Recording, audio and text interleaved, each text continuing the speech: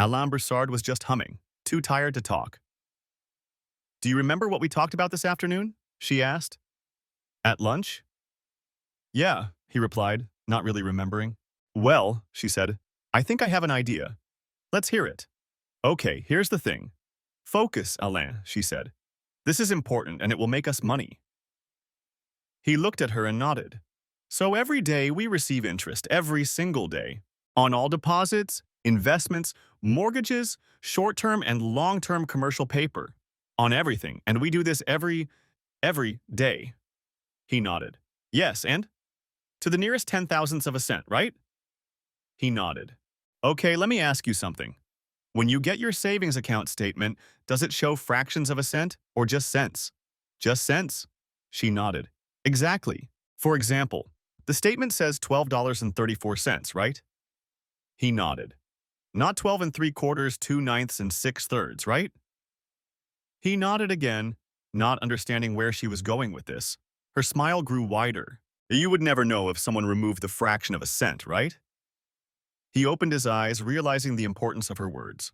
"So we create a fictitious account and all those fractions of a cent from every account, every day, go into the fictitious account. Then we automatically transfer the balance in the fictitious account to a numbered account, perhaps in Switzerland or the Cayman Islands.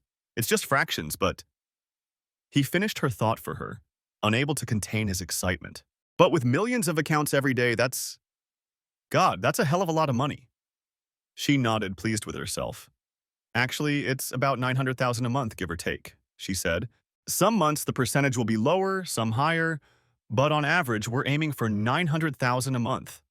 "But is that possible? I mean, I'm sure it can be done somehow, but won't we get caught? Who checks all that crap? And to be honest, I don't know a damn thing about computers." She nodded. "Okay," he said. "Well, we have you to cover us at the top. You're Senior Vice President of Commercial Paper, so you regularly sign off on international transfers." "Yes," he said, "and that's where the first problem arises. We'll need to create not one, but a whole bunch of new accounts. The system will alert the tax authorities for any daily transfer of more than 10,000 from a single account. So, to be on the safe side, we'll need to open 4 or 5 accounts." "Okay," she agreed. "And we have me. I'm an auditor. I'm not a big shot, but I can keep an eye on things. So, we have 2 of the 3 bases covered. The money transfers are sorted. The traces are covered. Now we need someone to hack the computer security and program the system the way we need it." She raised her eyebrows at him. "Any ideas?" For the first time, he felt a smile spread across his face. "I think so," he said. "And we'll go straight to the top." "Richards?" she asked.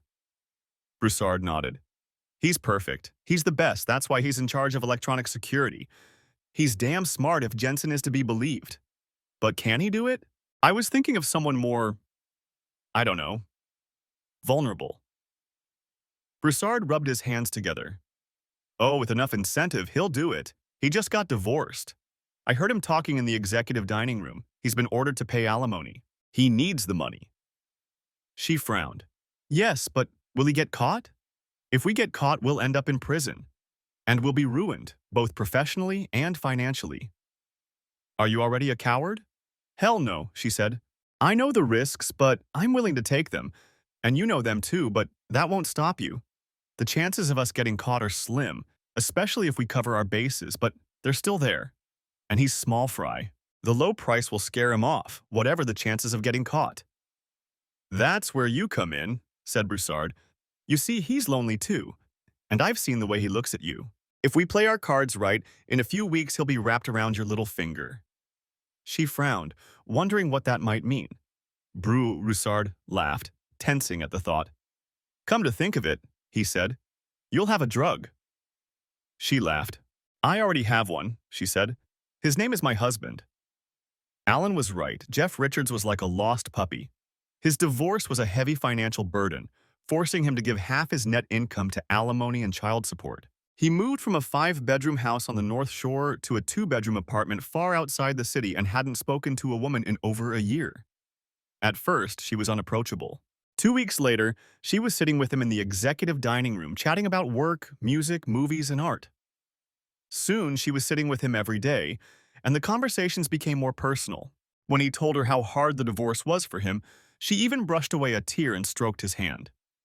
The seduction was complete a month after it began. They left the office together, and she invited him for a drive along the lake. 30 minutes later, they parked in a remote corner of a forest park, away from other cars and prying eyes. "I want to ease your pain," he cried out, almost squeaking. But, but, you're married," he stammered. She lowered her head and closed her eyes. Her voice grew quieter.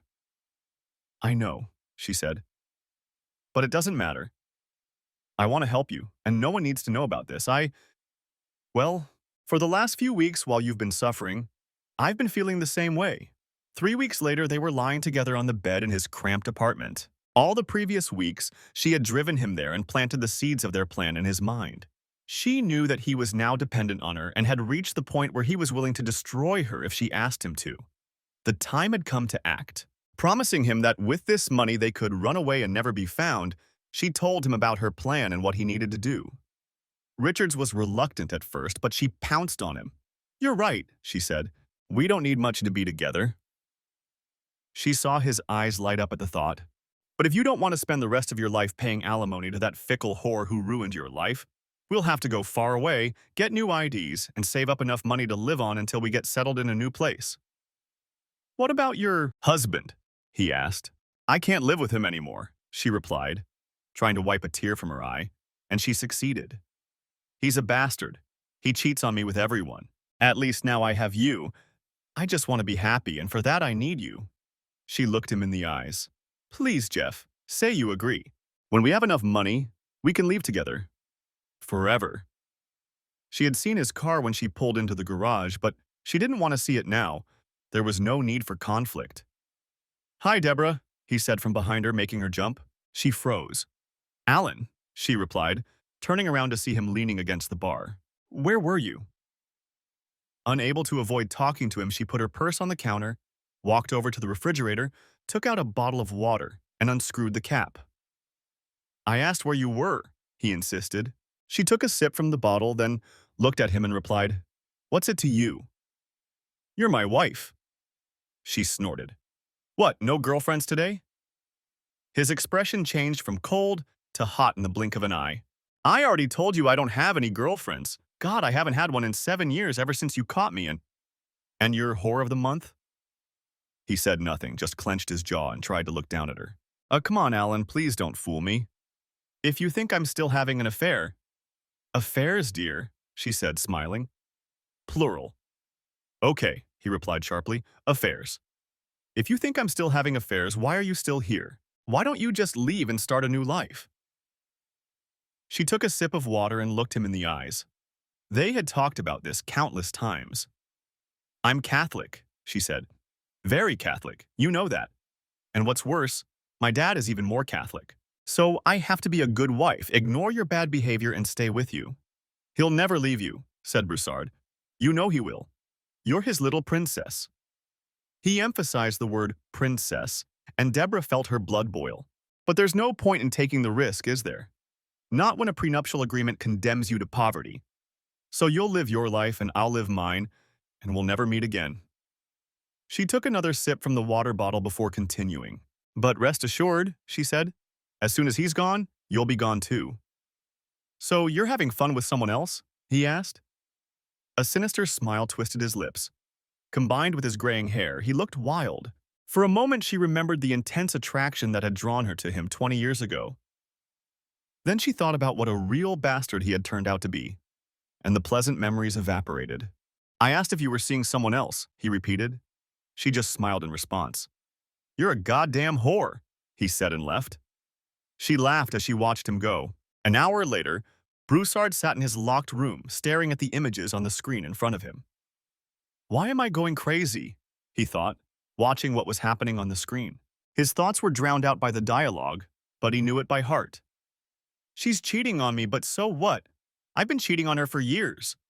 Benjamin Bradford felt uncomfortable. Of course, he had been to parties like this before, but he had never fit in with this crowd. Even with Jennifer by his side, introducing him to influential people from Jensen National Bank and proudly talking about his business successes and what a wonderful and intelligent man he was, he still felt uncomfortable. They were surrounded by more than 100 junior and senior vice presidents and their spouses. Everyone was dressed as if they had stepped out of Preppy's R Us.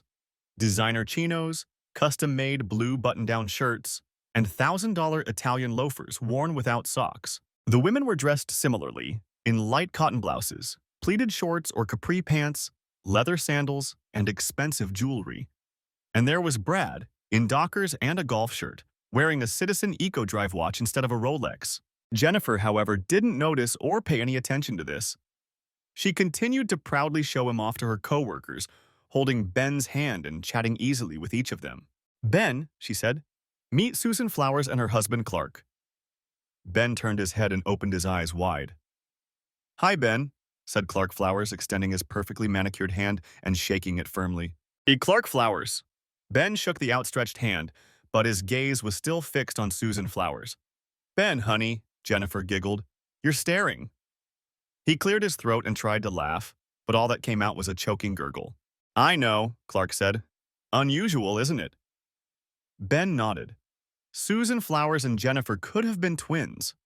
Almost the same height, about 5'5", both slim, blue-eyed, with short blonde hair. "See anything interesting?" Susan asked, reaching out and squeezing Ben's hand. His gaze slid over her body, then turned and took in Jennifer from head to toe. "Wow," he said. "Were you two separated at birth?" Everyone laughed. "Sometimes it gets in the way of office work," Susan said. "People always confuse us. And I think Jennifer takes advantage of that sometimes, don't you, honey?" She put her hand on Jennifer's forearm. Jennifer smiled back. "If they want to think that the senior vice president is doing the audit and not the little junior vice president, who am I to embarrass them?" "Come on, girl," Clark said. "Oh, honey, look," Susan said, pointing over Ben's shoulder. Ben turned to look in the direction she was pointing and heard, "That's Alan, from Commercial Paper. I wanted you to meet him, remember?" "Sure," Clark said, turning to Ben, nodding, and then following his wife. "Who's Alan?" Ben asked, turning back to Jennifer. She hesitated before answering. "He has bad news," she whispered. Ben looked back at Broussard. "What kind of bad news?" "Just bad news. Stay away from him." He nodded. "Who's the bad news?" a loud voice boomed. "Oh, Ben," Jennifer said, pulling him by the arm to get his attention. "This is Mr. Jensen." "Please, Jennifer, it's Horace," he said. Ben looked at the man standing in front of him, the president and CEO of Jensen National Bank. He was short, about 2 inches shorter than Jennifer, and built like a tank. He had thick gray hair, a dark, deeply tanned face, a square jaw that matched his square figure, and bright brown eyes. Ben guessed he was about 60, but he could have been 10 years younger. In any case, he looked in good shape, strong and powerful for a man of his height. And unlike the other men, he was dressed in faded Levi's jeans and a Chicago Bulls t-shirt. "Horace," Jennifer said, "this is my husband, Benjamin Bradford."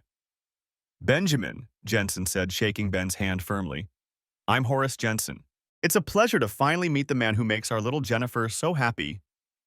"Please, sir," said Ben.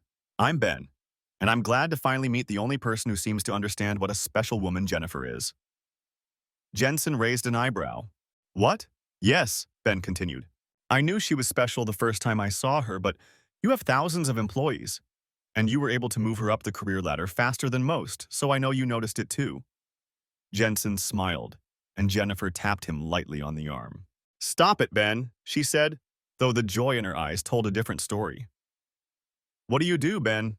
Jensen asked, taking a sip from his glass. "I'm a system security analyst." Jensen raised his eyebrows. "What does a system security analyst do?" Ben cleared his throat. "Well, sir, we hack into secure computer systems." "So you're a professional hacker?" "Something like that," Ben replied, taking a sip of beer before continuing. "We're hired by companies, mostly banks, but sometimes others, to hack into their computer systems. We approach them from different angles to see how secure their systems are. The theory is that if we can't do it, then you're probably safe from others.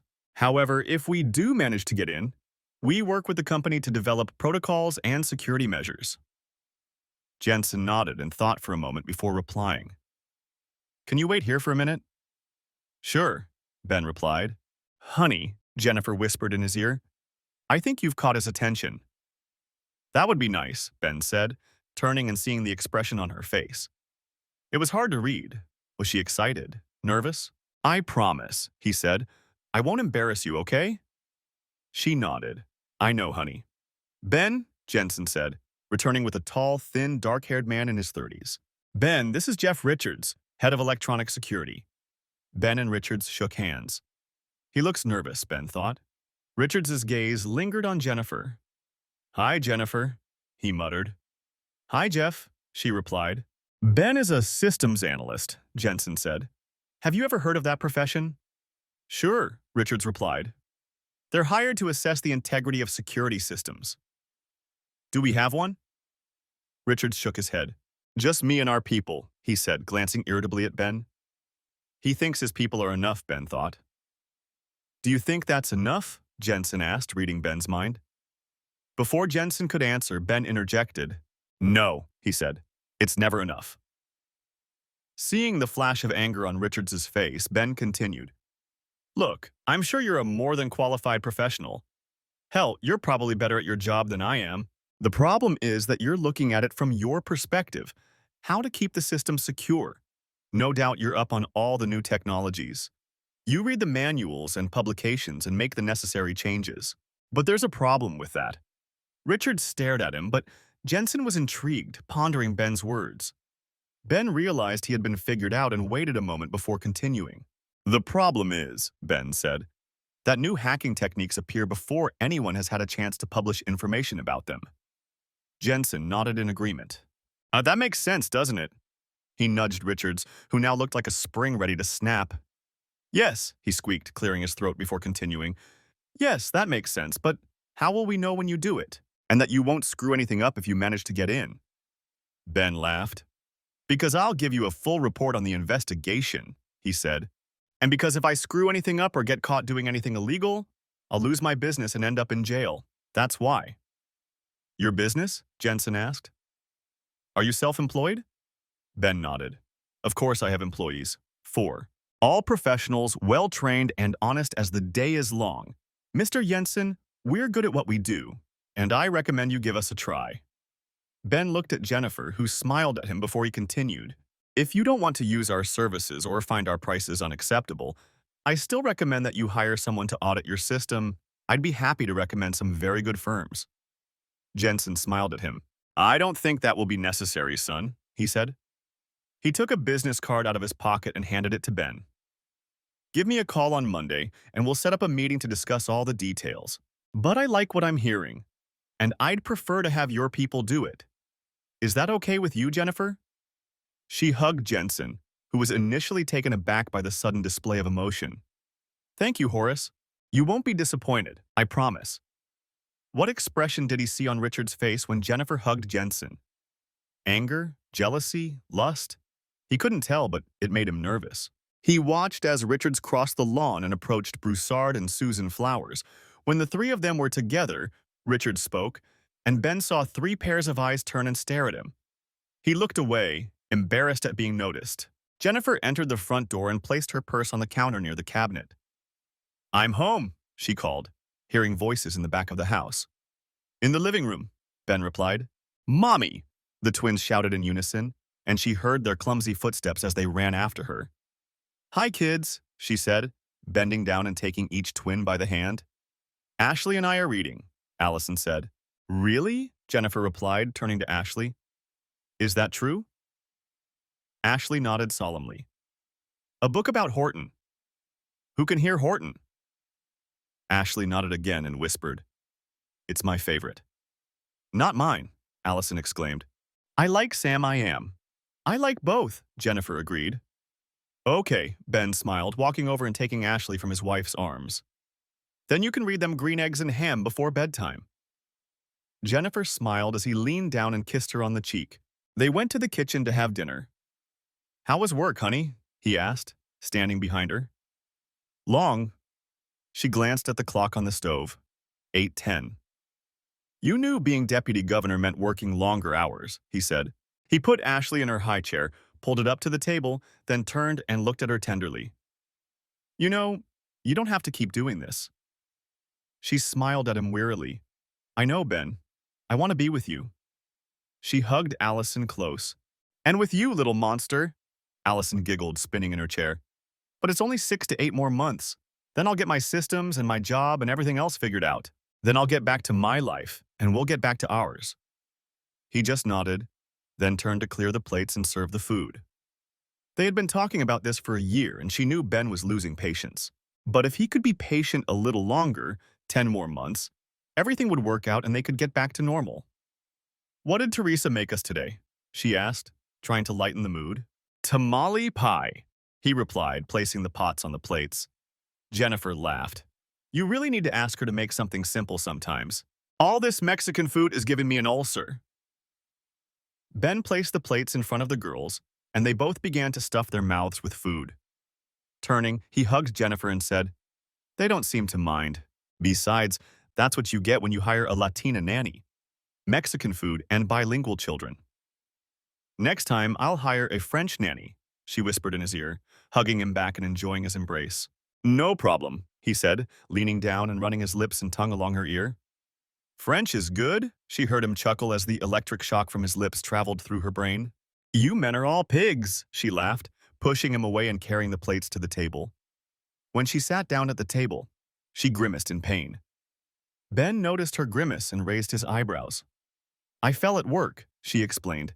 "Oh, there was a wet spot on the floor. I hit it hard and I think I bruised my tailbone. Are you okay?" She heard the tone of his voice and saw the sympathy flash across his face. "I'll be fine," she assured him. "Just give me a few days before the next workout." He grinned. "Okay, but only a few days." She smiled back and started eating. "So, did you go with Mr. Jensen today?" she asked. He nodded, grinning. "And?" His smile grew wider. "I get it. I'll get started as soon as I take care of a few things and get a team together for a briefing." "How soon?" she asked. He shook his head. "I'm not telling you. I don't want you to accidentally give anyone away." "Fair enough," she said, pushing her half-eaten plate away. "But did you get a good deal?" He nodded vigorously. "Oh yes, we got a good deal. A very good deal." "Don't be too greedy, dear," she warned.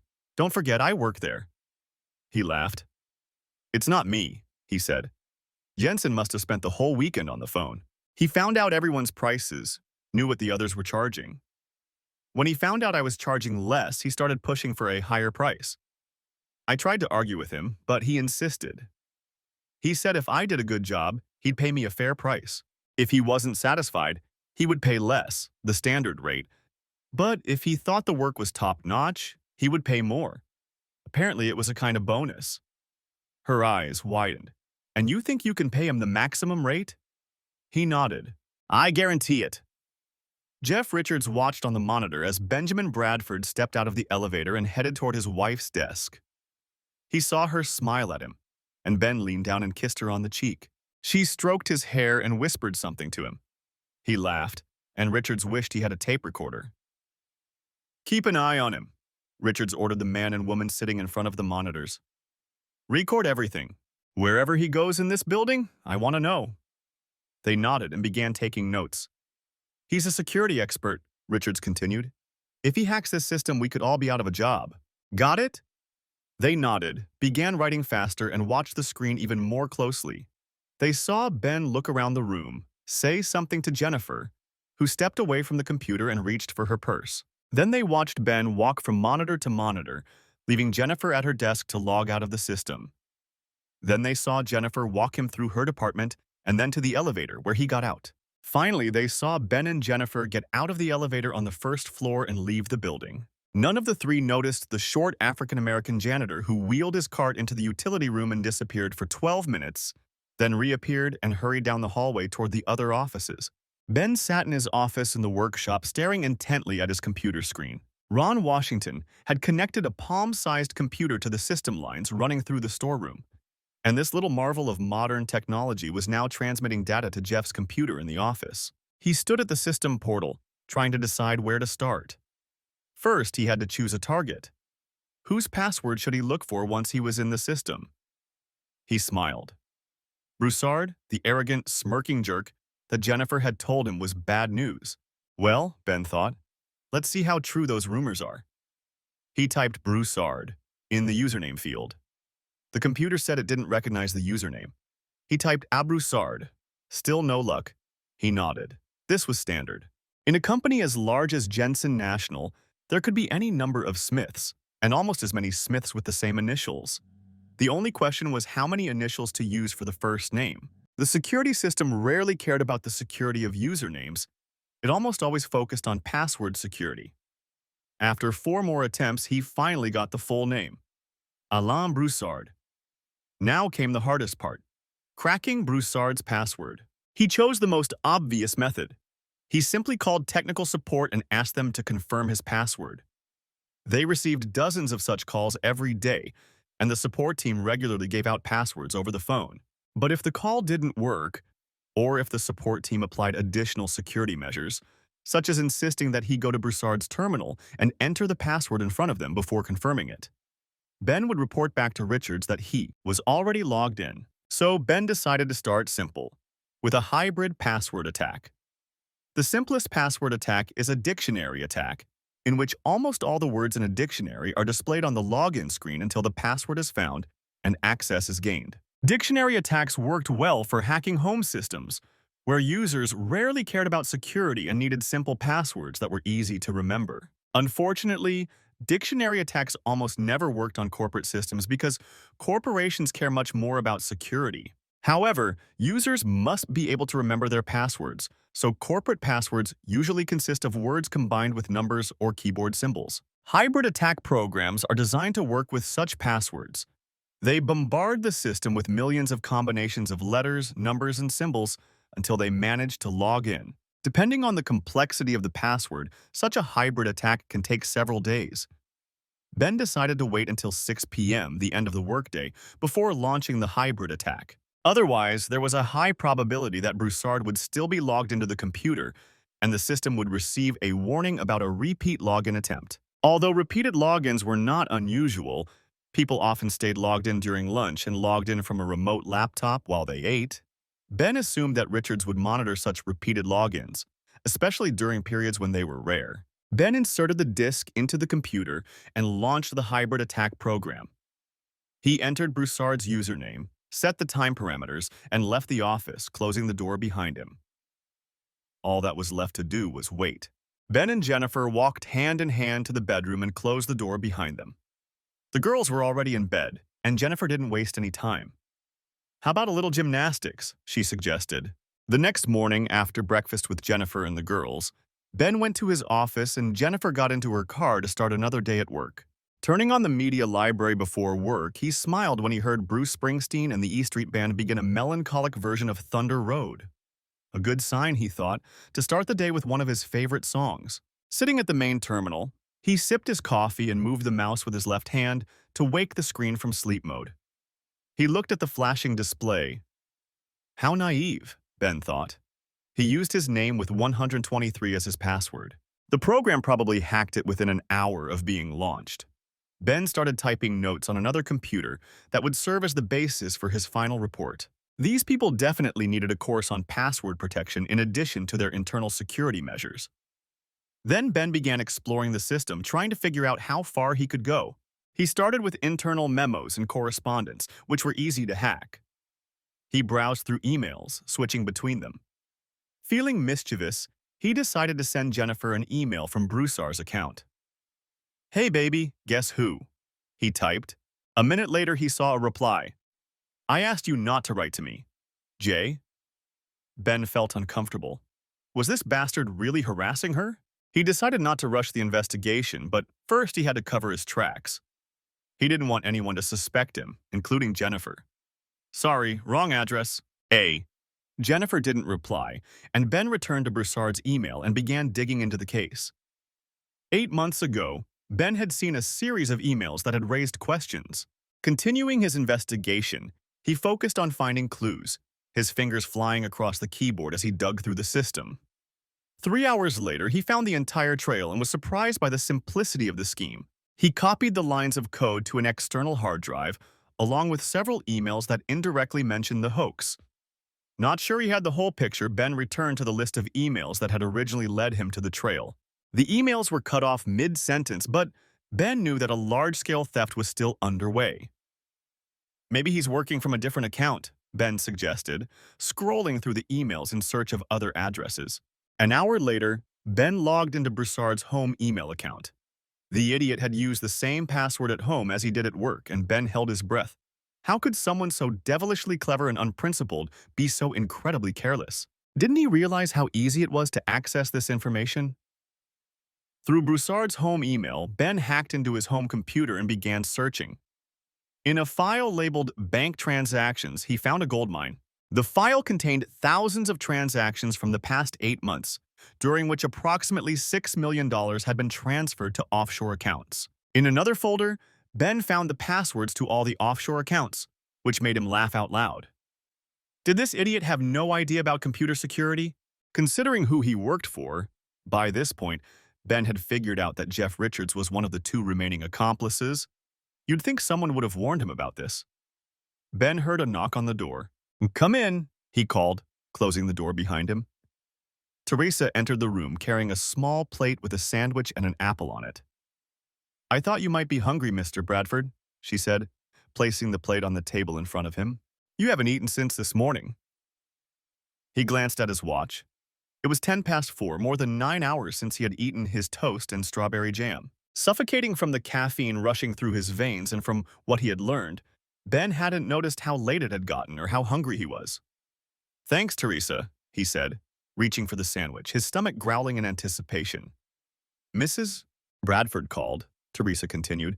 "She's going to be late at work and probably won't be home until after the girls are in bed." With his mouth full, Ben just nodded. Finally, after swallowing, he said, "Okay, I'll be down in a minute and we'll feed them." Teresa nodded and left, closing the door behind her. After finishing his sandwich, Ben took a bite of his apple and turned his computer back on. Scrolling through folders looking for something interesting, Ben double-clicked on a video file. Let's see what kind of nonsense he found here. The individual folders were organized by the names of different women, with a number after each name. Karen 1, Julie 13, Becky 3, Susan 2, and so on. Ben scanned the list and clicked on Becky 3.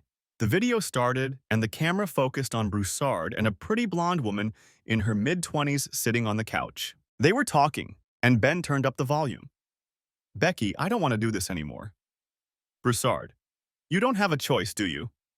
Becky, with tears in her eyes, "Please, Mr. Broussard, Broussard, "Call me Alain." Becky, "But that's not right, Alain. I don't care what you call me.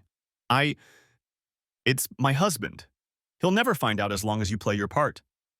Scrolling through the video, he saw enough to know it wasn't going to get any better. Returning to the list, Ben switched to other videos. Some of the women were more than willing, but most were not. Ben recognized some of them from various bank parties he had attended with Jennifer. He knew that Susan was the woman he had met at the last party. She was the head of the audit department. He couldn't remember her last name, and the videos didn't give him a chance to find out. Nevertheless, she would be the perfect third accomplice, and Ben made a mental note to hack into her systems and see what he could find. Scrolling through 8 months' worth of video footage, he quickly scanned the list of names. Although he didn't want to watch the videos again, there might be something that could clue him into the identity of the third accomplice that Richards and Broussard had repeatedly mentioned in their emails. He knew the third participant was a woman. They always referred to her as such, but there were no clues as to her identity. Just as he was about to give up, Ben scrolled through a file dated almost 11 months earlier. His eyes widened and he froze, afraid to click on the file. Jennifer 5. He stared at the screen for what seemed like an eternity, but in reality it was no more than a minute. Then, focusing on the screen, he held his breath and clicked on the file. Rebecca Lyons pulled into the underground garage of her apartment complex. Turning off the engine, she opened the door and looked at herself in the rearview mirror to check her hair and makeup. Smoothing her hair with her fingers, she took a deep breath, grabbed her briefcase, and got out of the car. Looking around the well-lit garage, she saw no one and headed for the elevator. Listening for footsteps, she glanced around the parking lot, waiting for the doors to open. As soon as the doors opened, she jumped into the elevator, pressed the "Close Doors" button, and then 12. Her body tensed in anticipation as she waited for the doors to close, and she was only able to breathe normally when the doors finally closed, and the elevator began to rise. 9 years, she thought for the millionth time, and I'm still nervous.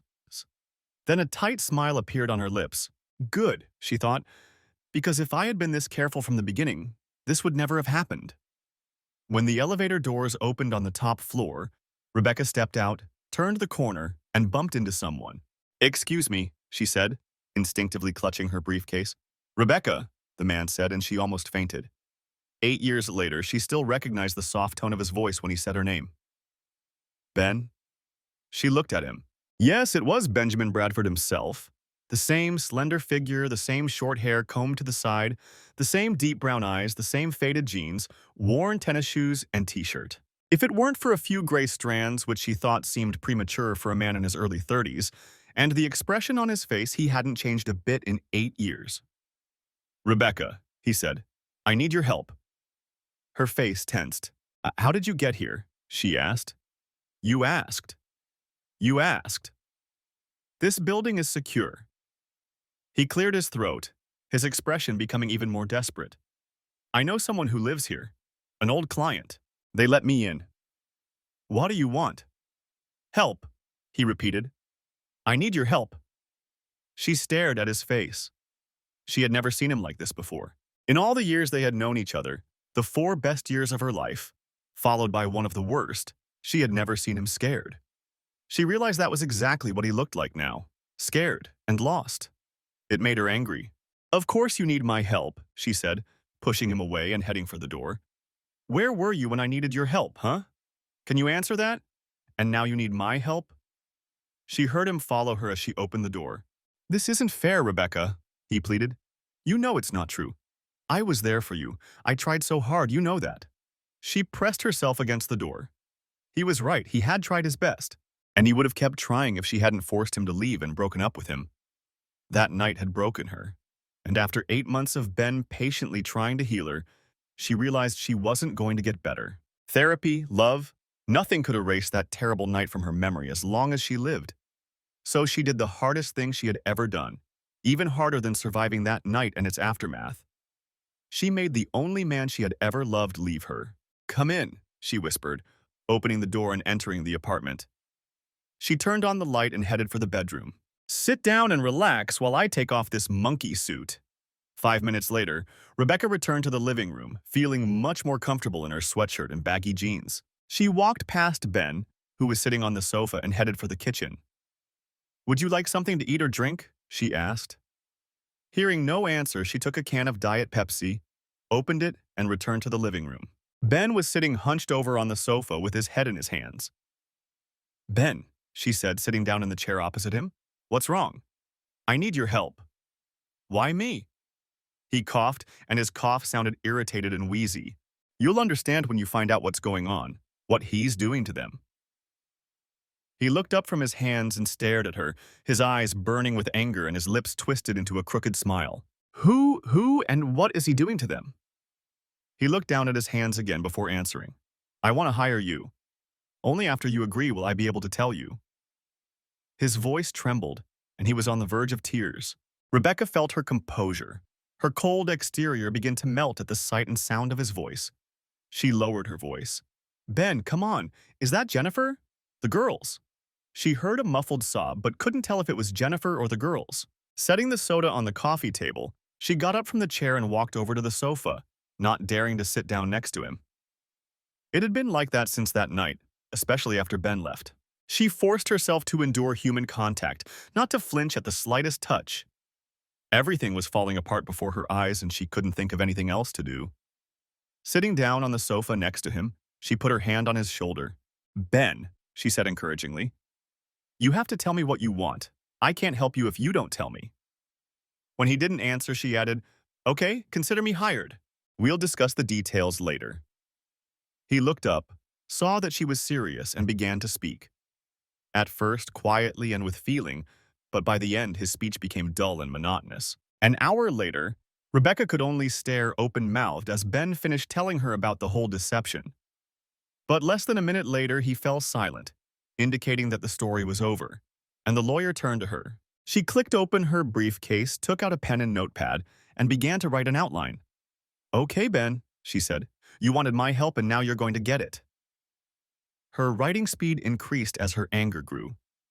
"And I'm not giving you a choice. We're going to destroy them, and we're going to destroy them completely." 2 weeks later, Richard sat across from Broussard in the executive dining room. "We may have a problem," he said, looking around to make sure no one was listening. Broussard put down his fork and slowed his chewing. "He may be in the system," Richards continued. "There are some strange logins. Strange times, unregistered double logins, viewing of routine folders." Broussard cut off a piece of carrot, put it in his mouth, chewed methodically, and looked at Richards. When he swallowed, he spoke. "Any indication that he accessed files related to this venture?" Richards shrugged. "I can't say for sure. Maybe he did. But the chances are slim. Hell, there are millions of files in the system, and the probability of him stumbling across this one is negligible. But still, you're sure there are no other traces anywhere else?" "Traces?" asked Broussard. "What traces?" Richards leaned toward him. "Well, any connections to anyone else?" Broussard narrowed his eyes, considering the question. "No," he finally said. "We never kept any records. Hell, we haven't even spoken in months in any form." Richards sighed, feeling the tension leave his body. "And you don't keep any records anywhere?" Broussard hesitated before answering. "No, of course not." Richards knew he was lying. For the first time since this had all started, he felt a sick emptiness in his stomach. "Just make sure you don't," he said. Across town, Rebecca picked up the phone in her office. "Rebecca Lyons," she said. "It's done," Ben replied. She smiled. This was going to be fun. 2 days later, Jeff Richards was surprised to hear a knock on his door. It was only 6, and she wasn't due to arrive for another half hour. She couldn't usually stay late on Fridays, but he knew it wouldn't take long. "What was so important that you had to see me today?" she asked casually, as she walked past him and closed the door behind her. "We have a problem," he said. She turned around, and he saw anger flash across her face. "What kind of problem?" "Broussard," Richard said. "He didn't listen to anything I told him. About security." Her eyes narrowed. "How do you know?" Richard smiled. "Because I hacked into his accounts," he said. "At the office and at home." "And?" "And he has enough money there to put us all in prison for a very long time," Richard said, his voice trembling with rage. She threw her purse on the table. "That damn idiot," she hissed. "And that's not all," Richard said, moving closer to her. "What exactly?" "For example, videos," Richard said, grabbing her hand and squeezing it tightly. Her eyes widened. "You didn't know he likes to film his sessions with you, did you?" He saw the realization flash across her face and squeezed her hand even tighter. "Let me go," she said, trying to break free from his tight grip. "Oh, he films all his sessions. All 24 sessions with you, to be exact. But I especially liked the ones with you in them."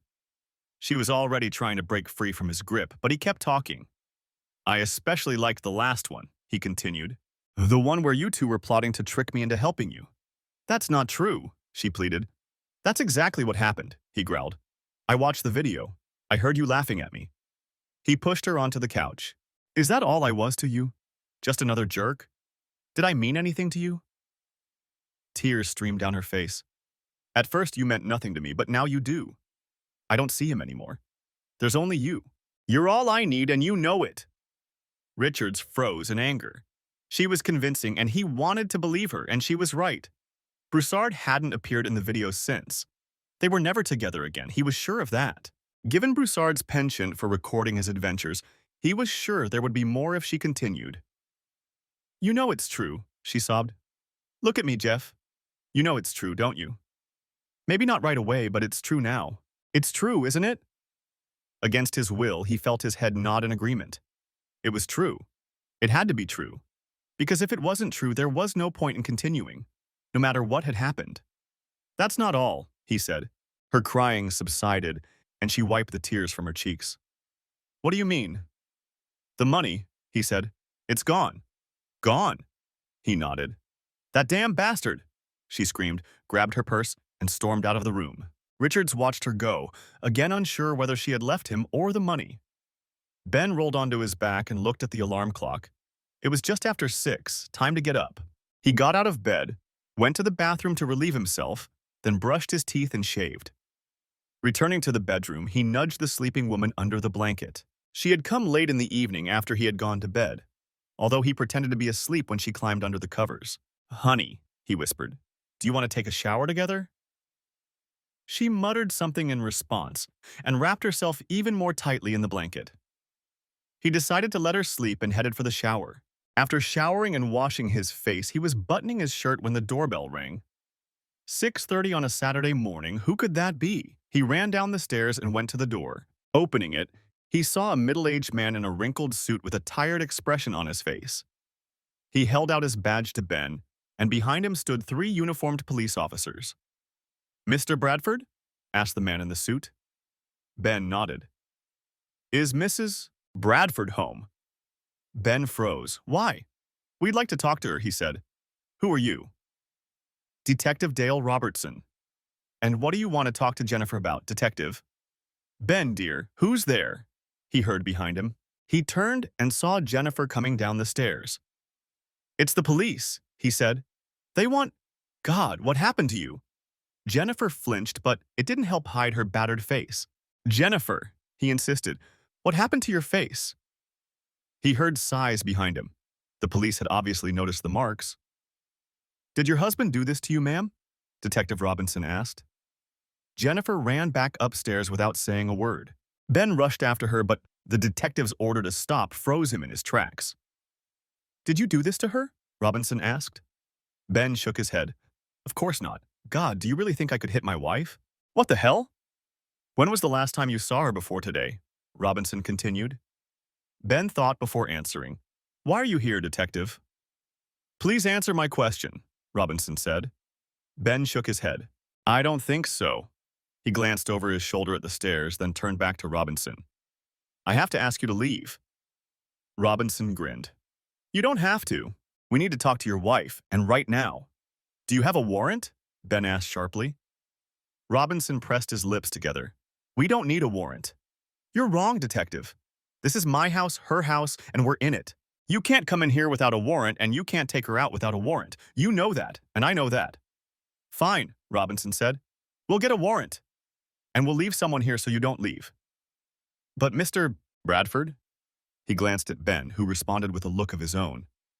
"I won't forget how you made this so difficult, understand?" Ben slammed the door in response. Robinson returned to the Broussard's house and entered the room, noticing that the medical examiner was recording the body temperature on a chart, and the team of forensic scientists was just finishing packing up their equipment. "Did anything happen while I was gone?" he asked, not addressing anyone in particular. "Probable cause of death," replied the pathologist, continuing to take notes. "Blood loss."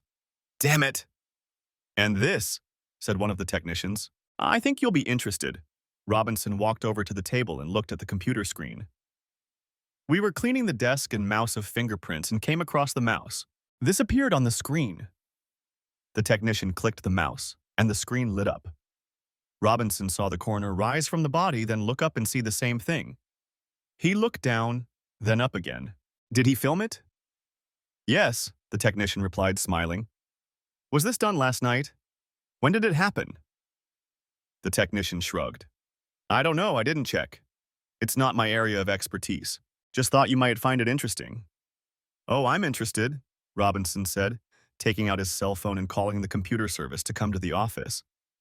"What's going on?" Rebecca asked, coming through the door. "I'll tell you everything later," Ben said. "But right now the police are here. They want to question Jennifer." "About what?" "They didn't say, but probably about what we talked about last night." Rebecca tensed and threw her jacket on the sofa. "Where's Jennifer?" "Upstairs," Ben pointed to the staircase. "Last door on the right." "Did you talk to her after they left?" He shook his head. "She locked the door and won't let me in." Rebecca nodded. "Stay here," she ordered. "Maybe she'll find it easier to talk to me." Ben bit his lower lip and nodded. "Jennifer," Rebecca said, knocking on the door. "Jennifer, I'm Rebecca Lyons. I'm a lawyer, and I need to talk to you." There was no answer. "Jennifer, please let me in. Ben isn't here. He's downstairs. It'll just be you and me, okay? Please, Jennifer, we don't have much time." There were soft footsteps, then the door handle clicked and the door opened. "Can I come in?" Rebecca asked. Jennifer entered and, without saying a word, sat down on the bed.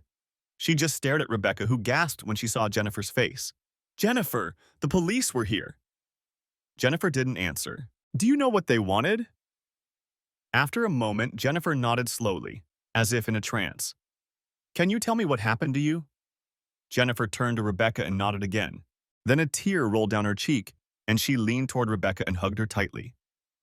Calm down, Rebecca whispered, stroking Jennifer's back and feeling wet tears running down her blouse onto her shoulder. Jennifer, you have to be strong. The police will be back any minute, and I need to know what happened, okay? Jennifer nodded, pressing herself against her shoulder, and then the embrace loosened. A moment later, Jennifer leaned back in her chair and began to tell her story. 30 minutes later, Jennifer finished her story. Rebecca could only sit there in a daze, her mind spinning with a whirlwind of frantic activity. No sooner had she come up with a plan of action than she heard the doorbell ring and realized it was time to make a decision. Robinson waited patiently while the dark-haired lawyer read the warrant. She's beautiful, he thought, but vulnerable. There was something about her that made him wary of people, preventing him from getting close to them. He realized that she only felt comfortable in Bradford's company. Better to put those thoughts aside for now. All right, detective, she said, handing him back the warrant. Come in. But Rebecca, Ben said, standing behind her. There's nothing we can do, Ben, she said. It's all right. Robinson smiled. I told you I'd be back, handsome. As he passed, he patted Ben on the shoulder and led the 5 uniformed police officers and 3 technicians to the crime scene at the back of the house. The police officers and technicians scattered to different parts of the house. Robinson watched their movements, then turned to Rebecca and Ben. Where's Mrs. Bradford? He asked. Upstairs, Ben replied. Will she be joining us? He asked Rebecca. No, she won't be joining us, Rebecca replied. She's been through a very traumatic experience. She needs to rest. Look, Robinson said, realizing he was wasting his time. If she would just answer a few questions, we could leave these people alone. Rebecca shook her head. That won't work, detective. You should know that Mrs. Bradford has a lawyer, me, and she won't answer any questions until I arrive. Is that clear? Robinson nodded, trying to lower his blood pressure again. Damn lawyers. Detective, he heard from his right. Turning, he saw the technician coming out of the garage with a camera in his hands.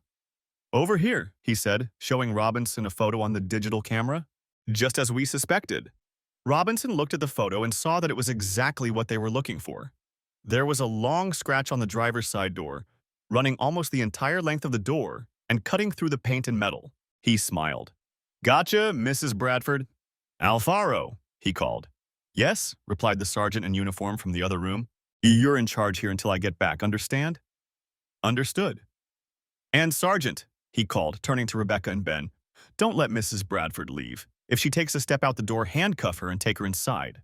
Understood? Understood, Sergeant Alfaro replied, entering the room. We'll do as you say, Miss Lyons, Robinson said, unable to hide his delight.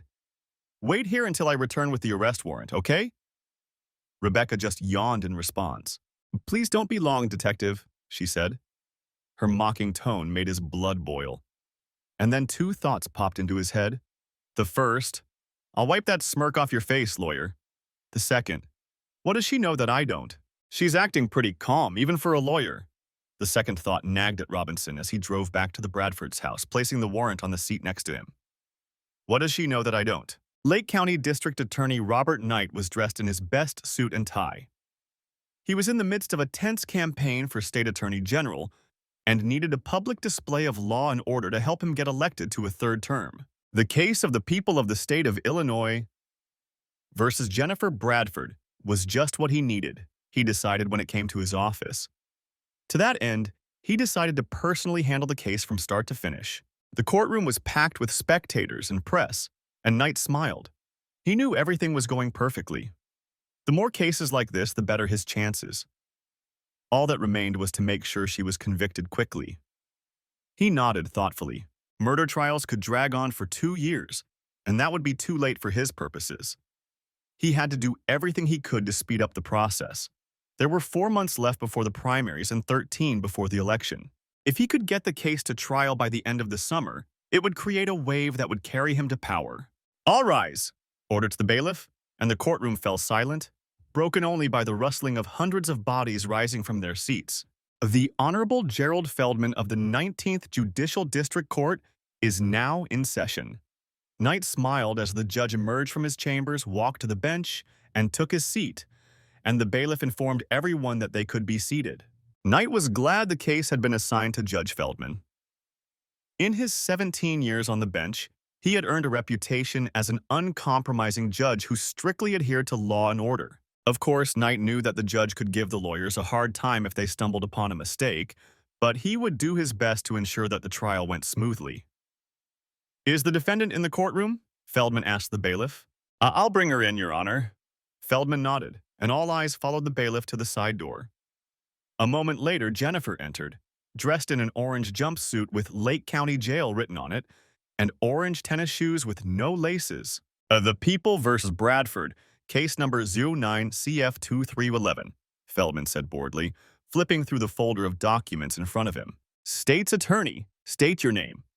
"Robert Knight, representing the people of the state of Illinois," Knight replied, his deep voice booming throughout the courtroom. "Defense Attorney?" "Rebecca Lyons of Schwartz-Gilman, Your Honor." Feldman turned to the dark-haired woman sitting next to him. He noticed for the first time that she was as beautiful as her client, but in a completely different way. While Jennifer was of average height, blonde, blue-eyed, slim, and athletic, Rebecca Lyons was a few inches shorter, with brown hair, hazel eyes, and a petite figure. "Miss Lyons," Feldman said, looking over his glasses, "does your client waive her right to have the indictment read?" "Yes, Your Honor." "Good. How does she plead to the single count of first-degree murder?" "Not guilty, Your Honor." There was a murmur in the courtroom as reporters scribbled in their notebooks. "Silence," ordered the bailiff, and the noise died down. Feldman smiled at this bailiff and continued. "What is the state's position on bail?" Knight cleared his throat so he could be heard throughout the courtroom. "Given the seriousness of the charges, the state requests that the defendant be held in custody until the trial begins." The courtroom erupted again, and Feldman looked around at the hushed crowd. "Miss Lyons?" "Your Honor, Mrs. Bradford is closely connected to this community. She has a family, very young twin daughters, and a husband who is also connected to this community. She is not a danger to society. We request that bail be set at a reasonable amount." Feldman nodded, then scribbled something on the form in front of him. "Bail will be set at $10 million, 10% of the bail amount. If she can come up with that, she'll have to surrender her passport." Knight smiled, pleased with the high bail. Then he heard a thud and turned to his right. Jennifer Bradford had fainted, and the courtroom erupted in noise. Knight's smile grew even wider. Oh yes, he knew this would definitely secure him a third term. 5 months later, Ben was nervous, his right knee bouncing as he sat in the front row, 5 feet behind Jennifer and Rebecca. They had been selecting jurors for the past 4 days, and Rebecca had assured Jennifer and him that the selection was a good one. 5 men and 7 women. Only one of the men was single, but he was engaged. 3 of the women were single, but that didn't matter in a self-defense case. Ben noticed that Jennifer looked unwell. She was dressed simply, in a white blouse and gray skirt, no makeup, her hair dull from cheap prison shampoo. Most noticeable was that she was pale, emaciated, with dark circles under her eyes. He realized that prison was clearly not for her, but who else could she get along with besides psychopaths and career criminals? Rebecca, on the other hand, was the picture of self-assurance.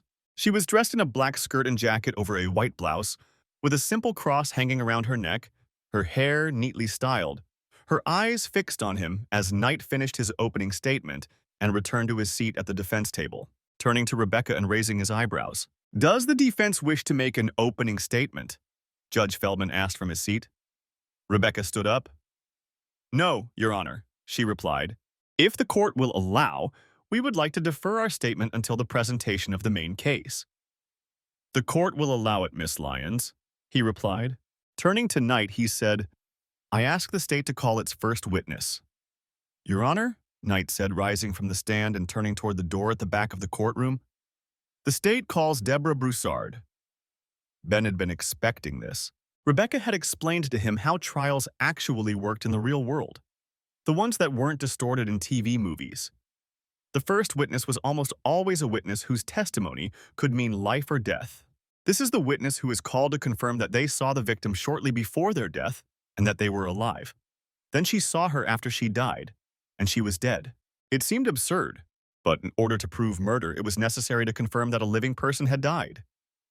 Then, the coroner had to confirm that death was the result of a criminal act. Then other witnesses had to confirm that the defendant was responsible for that death as a result of a criminal act. Furthermore, Rebecca told Ben that surviving spouses are inevitably called as witnesses for life and death because they immediately evoke sympathy from the jury. Contempt for the villain accused of destroying the poor witness's life by killing his spouse, and the realization that a real person is now dead, struck down in the prime of a happy, idyllic life. The bailiff opened the door, and Deborah Broussard walked down the aisle between the seats to the bench.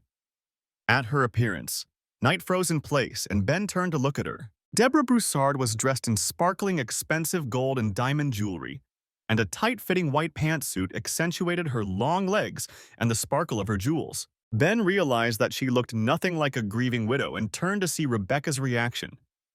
Rebecca pressed her lips together, but a spark of humor flashed in her eyes. The witness took the oath and took her place on the witness stand. The first few questions were introductory. Name, address, occupation, how long you've lived there, whether you've been married, to whom, when, and whether you have children.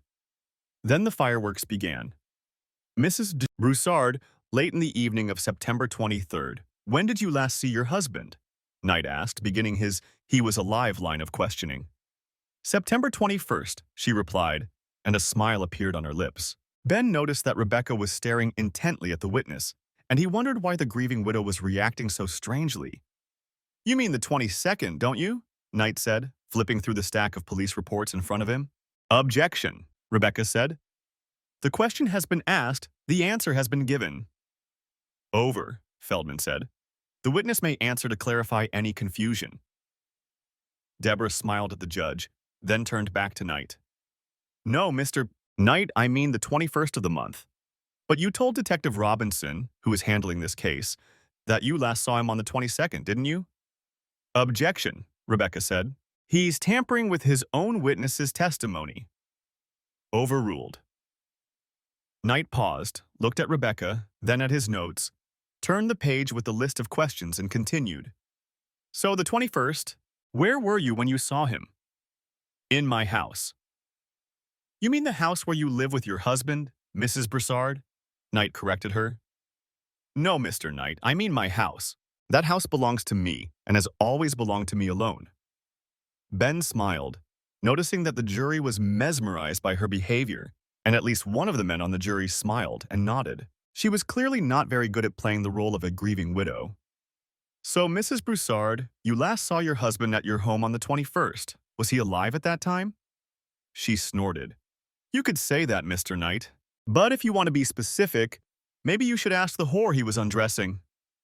Ben almost laughed out loud, and several jurors struggled to suppress their laughter, while several others turned to Knight to see his reaction. Silence, Judge Feldman ordered, drowning out the loud murmurs in the courtroom. Once silence was restored, he turned to Knight and, suppressing a smile, said, Continue, Mr. Knight. Knight swallowed hard, then jotted down a series of questions. Finally, when he came to the question he wanted, he asked, So after the 21st of the month, when you last saw your husband? The other one. When did you see him next? Around 9:30 on the 23rd, lying on the floor in his room, about 5 feet from where I last saw him 2 days ago. And what condition was he in at that time? Deborah raised her eyebrows. He was dead, of course. Knight looked at the witness, unsure whether to continue. After a moment, he said, I have no further questions for the witness, Your Honor. With that, Knight closed the folder with his questions, tucked it under his arm, and headed for the defense table. Miss Lyons, Judge Feldman said, finishing his notes, does the defense have any questions for Mrs. Broussard? Yes, Your Honor, Rebecca said, standing up and heading toward the witness stand. Unlike Knight, who remained glued to the podium in the center of the courtroom, Rebecca leaned against the witness stand. Ben saw all the jurors turn toward her, waiting for the first question. Miss Broussard, Rebecca said when all eyes were on her, I would like to take this opportunity to express my condolences on the loss of your husband. Deborah nodded. I'm sure this is very difficult for you, Rebecca continued. Deborah snorted. Actually, I'm doing quite well. Several jurors, including all 3 unmarried women, smiled at that remark. Ben knew what they were thinking. How to save Alan Broussard from the death penalty. Miss Broussard, I have a few questions for you if you don't mind. Deborah nodded. You said that the last time you saw your husband was with another woman? Yes, another woman. Ben looked at Knight, who was staring intently at the witness. His first witness had already been a disaster for the prosecution. She had turned the jury against the victim and portrayed him as a first-class scumbag. Did you know this woman? No, I've never seen her before. What did she look like? Deborah thought for a moment. Like most of the others, I guess. Like most of the others in his long string of women. Yes, Deborah replied. 23, 30, thin, blonde hair, pretty. Rebecca waved her hand toward Jennifer, and Ben saw his wife tense up, feeling the eyes of all the jurors on her. How's Mrs. Bradford doing? Oh, yes, Deborah replied, very much like Mrs. Bradford. And who was the woman he was with on the 21st? How did she behave? Objection, Knight said, rising. Irrelevant. Miss Lyons. They opened the door in a line, Your Honor. I think we have a right to explore this further, especially given the volume of testimony given so far and the nature of the affirmative objections we have raised in our statements. Judge Feldman nodded. Overruled. Witness, please answer the question. How was this woman behaving? Deborah asked. Rebecca nodded. She was crying. Your husband undressed her and she was crying. Objection, Knight said. Overruled, Judge Feldman replied sharply. Yes, she seemed very reluctant. She cried and told him it was wrong. Objection. Hearsay. That doesn't prove the truth of the allegations, Rebecca replied. It only speaks to the woman's behavior. Correct. Objection overruled, Judge Feldman said. Turning to Deborah, he asked, She cried and told him it was wrong. Anything else? Yes, Your Honor, she was just limping. You know, like a zombie. She didn't help him. She just held her arms out to the sides, cried, and asked him to stop. And what did you do, Mrs. Broussard? Rebecca asked. I told her to come with me. And did she? She didn't want to. I told her she shouldn't do anything she didn't want to do, but she just sat there. I told Alan to leave her alone, but he just grinned and said she wanted it. It was a game they played from time to time. He said I should sit there and watch how much fun it was. Did you call the police? Deborah lowered her eyes. No, I offered, but the woman begged me not to. She said she'd be fine. Rebecca tapped her knuckles on the jury rail. Thank you for your honesty, Miss Broussard. Turning to the bench, she said, I have no further questions for this witness, Your Honor. Judge Feldman nodded and turned to Knight. Mr. Knight, do you wish to cross-examine? Knight cleared his throat and stood up. No, Your Honor. Then the witness is dismissed. Mrs. Broussard, please do not discuss your testimony with other witnesses in the hallway. Do you understand? Deborah nodded. I won't, Your Honor. Thank you. Turning to Knight, Judge Feldman said, The prosecution may call its next witness. Knight called Dr. Anthony Iatrola, the Lake County coroner. Ben almost fell asleep during the dry testimony about the cause of death, the force of penetration, and so on. Even the photographs weren't very interesting. They showed Broussard curled up face down and several pictures of scratches on his neck. During cross-examination, Rebecca focused mainly on the time of death. Dr. Iatrola suggested that death occurred between 7 and 10 o'clock in the evening. Of course, he acknowledged that it could have been earlier and certainly later. The house had a computerized thermostat that automatically regulated the temperature in the house, lowering it when no one was usually home and raising it when someone was home. Given the fluctuations that accompanied such temperature changes, particularly the time it took to heat or cool the house, it was possible to shift the time in either direction. As soon as she returned to the lawyer's table, apparently having finished her cross-examination, Rebecca paused and turned around. By the way, she said, I thought you said there was an artery here. Yes, replied Dr. Iatrola, the aorta to be precise. Thank you, doctor, she said, sitting down. No further questions. Investigator Robinson, who had been sitting at the defense table with Knight throughout the proceedings, was next to take the stand. He described how he had arrived at the crime scene at midnight, cordoned off the crime scene, interviewed Deborah Broussard, and learned about surveillance capabilities at the house. Surveillance capabilities? Knight asked. Robinson cleared his throat. Yes, sir. The house is fenced in and has an electronic gate. There are cameras on the gate that record every entry and exit, every touch of the gate, something related to interference with the electrical signal or activation of the gate. And you reviewed the recordings? Robinson nodded. They show a dark BMW 325 entering at 7:23 and leaving at 7:52. Can you determine the color of the BMW? Knight asked. No, sir, the camera only shoots in black and white. Do you remember the license plate number? No, Robinson said, clearing his throat. The front and rear license plates were dirty. We couldn't make out the number. Your Honor, Rebecca said, standing up. At this point, we would like to object on the grounds of the best evidence rule. If they have a recording, they should provide it and allow us to draw our own conclusions, rather than allowing a witness to simply describe their observations. Judge Feldman turned to Knight. Mr. Knight, do you have the recording? Knight glanced at Rebecca. Yes, Your Honor, but it would be a waste of everyone's time if we sat here and watched the entire thing. Miss Lyons, Judge Feldman asked. She shrugged. My client is facing life imprisonment, Your Honor. I'm sure Miss Knight or the other jurors won't mind spending 30 minutes of their time watching a recording that seems to be the basis of the witness's entire investigation. Ben noticed several jurors nodding in agreement. Judge Feldman ordered Knight to prepare the groundwork for viewing the recording, which he did with the help of Detective Robinson's testimony. The next 30 minutes were spent viewing the recording. After the lunch break, Knight resumed his questioning of Detective Robinson. What does this recording mean to you? Knight asked Robinson. Well, it looks like someone in a dark BMW with an unknown license plate pulled up to the gate around 7:30 and left about half an hour later. It looks like it was a blonde woman.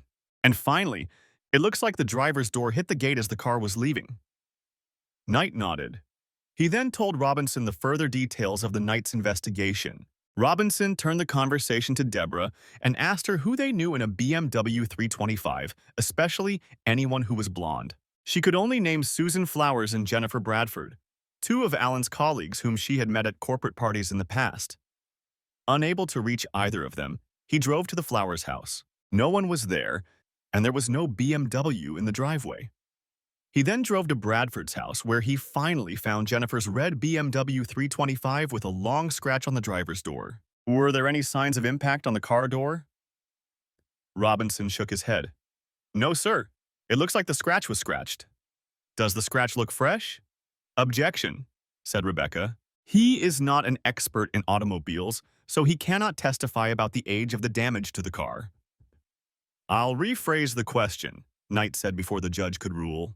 Detective, he said, can you describe the scratch in more detail?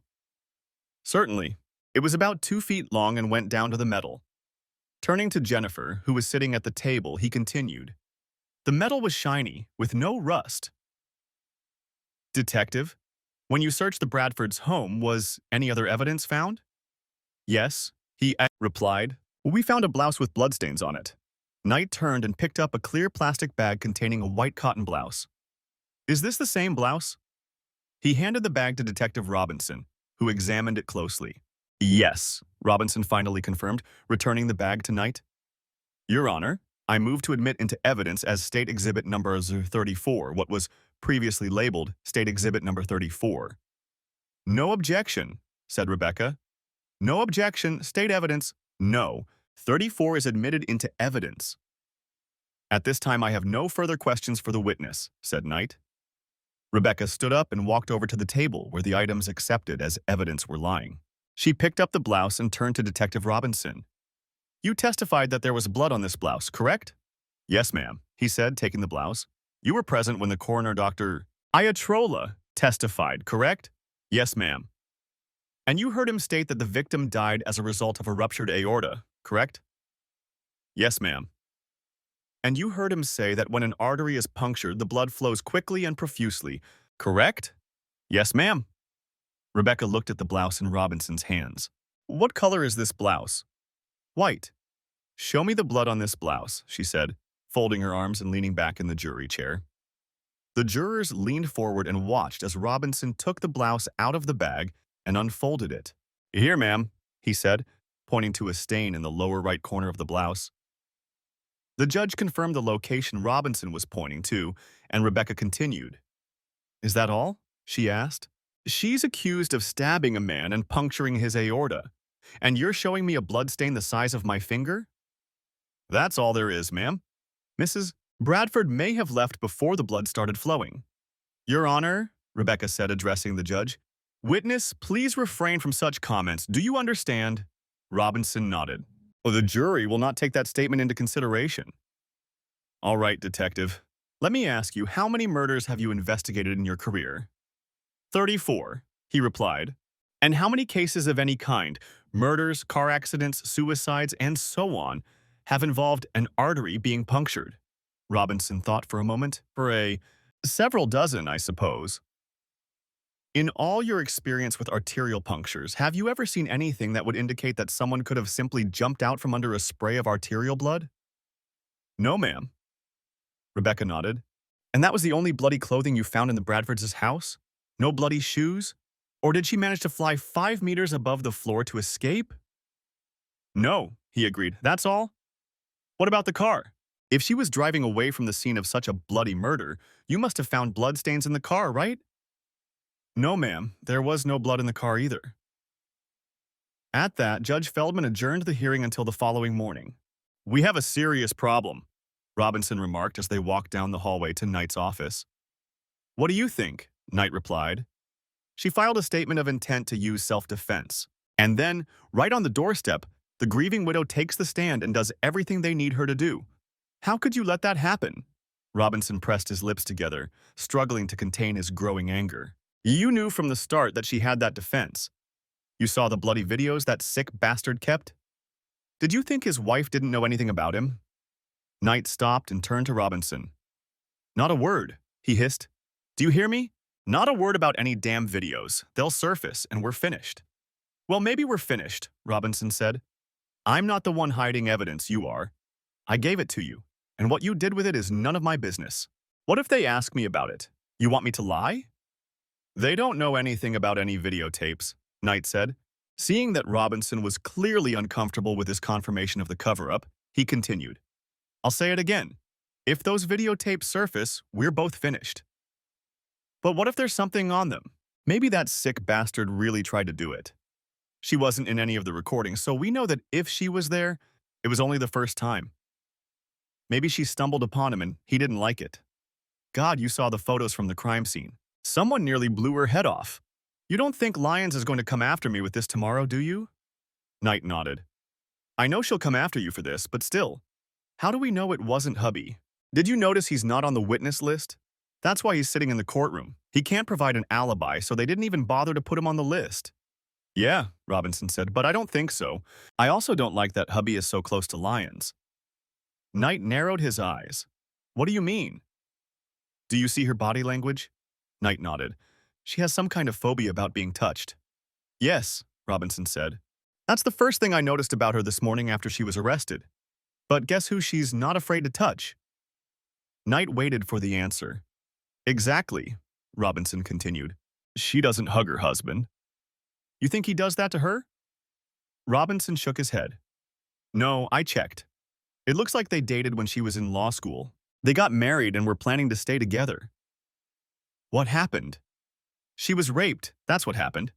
She went crazy and wasn't the same anymore. A few months later, they got back together. A wave of anger washed over Knight's face. And this is the first I'm hearing of this? What's wrong with you? What would you have done if you knew what the hell the difference was? It would have been nice, that's all. Well, Robinson said, at least now you know why she's fighting for Jennifer Bradford. She sympathizes with the victim. But there's no proof that it really happened, Knight insisted. Robinson laughed. Before you put forward a theory like that, you need to prove that she destroyed him. And at this point, there's not a shred of evidence that she was even in that damn house. They sat in Rebecca's office, sipping soda, while Rebecca went over the questions she had prepared for the next day. So, how are you going to proceed? Rebecca looked up and saw that Ben was nervous. She smiled before answering. Well, she said, so far so good. Your little chat with Deborah Broussard paid off big time. How did you get her to dance to your tune? Ben grinned. It wasn't hard. I just showed her a few videos and she told me the whole story, just like she did in court. Do you think she was telling the truth? I mean, did she lie to us or to the police? Ben shrugged. I have no idea, but as soon as she saw Sweet Allen for who he really is, and I don't think she was too surprised, she just smiled and told me not to worry, that she wouldn't cause any trouble. She said she was tired of playing the role of the grieving widow of poor daddy, and that this would finally get her out of it, whatever that means. Rebecca smiled. Well, she did a great job planting the evidence. And the rest of us, she leaned back in her chair and folded her hands behind her head. Let's just say we already have serious doubts that Jennifer was even there. What about tomorrow? Tomorrow, my dear, we will solve this case, Jennifer assured him. Ben bit his fingernail. Are you sure we're doing everything right this time? Jennifer nodded. Oh yes, I think we've got them all. After yesterday's fireworks, the courtroom was packed to capacity. Spectators crowded into chairs and about 24 people stood along the walls. So, Detective, Rebecca began, you testified that you were the first on the scene? That's correct. Before the plainclothes officers arrived? Yes, I was only a few blocks away from the robbery when I got the call. I left a few officers there and headed straight over. I arrived at the scene a few minutes after the call. And Mr. Broussard was lying face down on the floor in a pool of blood? Robinson nodded. That's correct. Then you turned him over? Robinson hesitated, realizing where the questioning was leading. Yes. Did you notice anything unusual? Yes, Robinson replied, trying not to make a big deal of it. He had a knife sticking out of his ribs and the front of his body was covered in blood. Rebecca smiled. Anything else unusual? Robinson sighed. He knew that further evasiveness would only hurt the prosecution's case. Yes, he said. Mr. Robinson's pants were unbuttoned. Rebecca nodded thoughtfully, waiting for the growing murmur in the courtroom to subside. And you heard the coroner's testimony that, in addition to the stab wound, Mr. Broussard had several other injuries, correct? Yes. And those injuries consisted of a scratch on the neck and a scratch on the genitals, correct? Yes. How many cases of assault have you investigated during your time with the police? Objection, Knight said. That's beyond the scope of direct examination. Overruled, Judge Feldman said, not waiting for Rebecca's response. Several hundred. In how many of those did the witness resist? 50, maybe 75, Robinson said. What injuries did the attackers typically sustain in cases where the victim resisted? Robinson glanced at Knight, who simply lowered his head. Scratches. Where were these scratches, Detective? On the face, neck, chest, back, Robinson replied. Pretty much anywhere there was exposed skin. Rebecca turned her head, and her gaze met Robinson's. And Mr. Broussard, when you found him, only his face, neck, and genitals were exposed, correct? Robinson, breaking the first rule of testimony, saying too much, mumbled his answer. What, Detective? The ladies and gentlemen of the jury didn't hear your answer. I said, yes, those were the only areas exposed, not covered by clothing, he said, looking at her again. And you heard Miss Broussard's testimony, correct? Yes, he said. Did you hear the part where he apparently forced himself on the young woman? Yes. Was there anything in the course of your investigation that gave you reason to believe that Mr. Broussard would behave in that manner? Robinson hesitated and looked back at Knight for guidance. Knight just stared at him, saying nothing. Take your time, Detective, Rebecca said. We all know this has been a long investigation. He wrinkled his nose at the contempt in her voice. Well, we've heard some rumors, he finally replied. Rumors? That's all? Are you sure there was nothing else? She asked. Any more concrete evidence? Robinson sweated, afraid to answer and afraid of being caught. Knight's face tensed and he watched Rebecca's every move. What do you mean by specific? Robinson asked. Detective, I think you know what I mean by specific. She turned, walked over to the defense table, and took a stack of DVDs out of her briefcase. Robinson saw Jennifer Bradford's body and face tense at the sight of the discs, and her eyes widened. It was the first emotional display other than sadness she had shown since the jury selection began. When Rebecca turned and showed the discs to everyone, Robinson made sure that the look of horror on his face made Jennifer Bradford's apprehension look like playful excitement. Objection, Your Honor, Knight continued, jumping to his feet. Mr. Knight, Judge Feldman said, leaning forward and staring intently at the prosecutor. There are no questions or motions to introduce evidence. But there will be, Knight insisted, and I want them stopped right now. Robinson sat silently, unable to move, watching Knight's panic. Rebecca, on the other hand, just smiled, still holding the DVDs in her hands. The noise in the courtroom grew louder, and the bailiff's attempts to quiet it were futile. Judge Feldman stood up. "The court is in recess," he said. "Counsel, please follow me." Feldman walked through the door into his chambers and was about to sit down when the two lawyers entered. He smiled at them. "Well, Bob, care to tell me what made you jump like that?"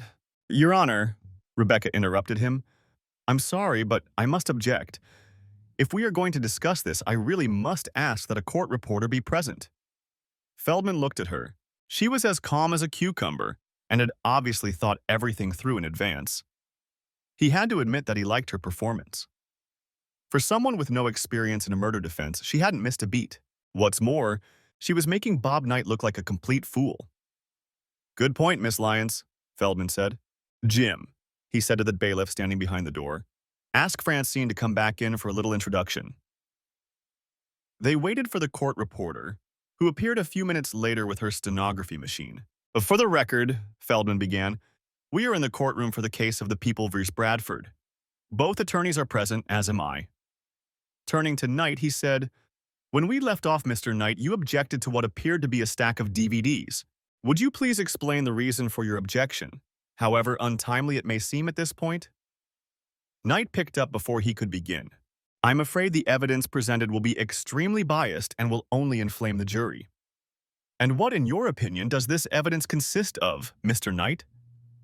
Knight grimaced in response to this question but said nothing. Feldman turned to Rebecca. "Miss Lyons," he said, "could you explain what is going on here?" She smiled broadly and folded her hands in her lap. "Of course, Your Honor. You see, these are DVDs from Mr. Broussard's computer. They contain recordings of his various adventures during the 3 years prior to his death." Feldman leaned back in his chair and whistled softly. He looked at Rebecca, then at Knight, and it was clear from Knight's expression that he still didn't know the whole story. "Doesn't that bother you, Mr. Knight?" Knight shook his head. Feldman turned back to Rebecca. "All right, Miss Lyons, assuming that everything you've said is true, what is the evidentiary value of these videotapes?" "Well, Your Honor," she said, leaning forward and whispering conspiratorially, "the vast majority of the videos clearly show scenes of a coercive nature." Feldman raised his eyebrows and looked at Knight. However, Knight remained impassive. "Do you disagree with how Miss Lyons characterized these videos, Mr. Knight?" "No, Your Honor." Feldman nodded. Turning to Rebecca, he continued, "Is there anything else, or are you going to make me drag it out of you bit by bit?" Before she could answer, Rebecca shot Knight a contemptuous glance. "That's all, Your Honor," she said, turning to face the judge with fire in her eyes. Mr. Knight had these videos, but he didn't even bother to produce them. From the way Knight tensed, Judge Feldman knew it was true. "Are you kidding me, Bob?" he said to Knight.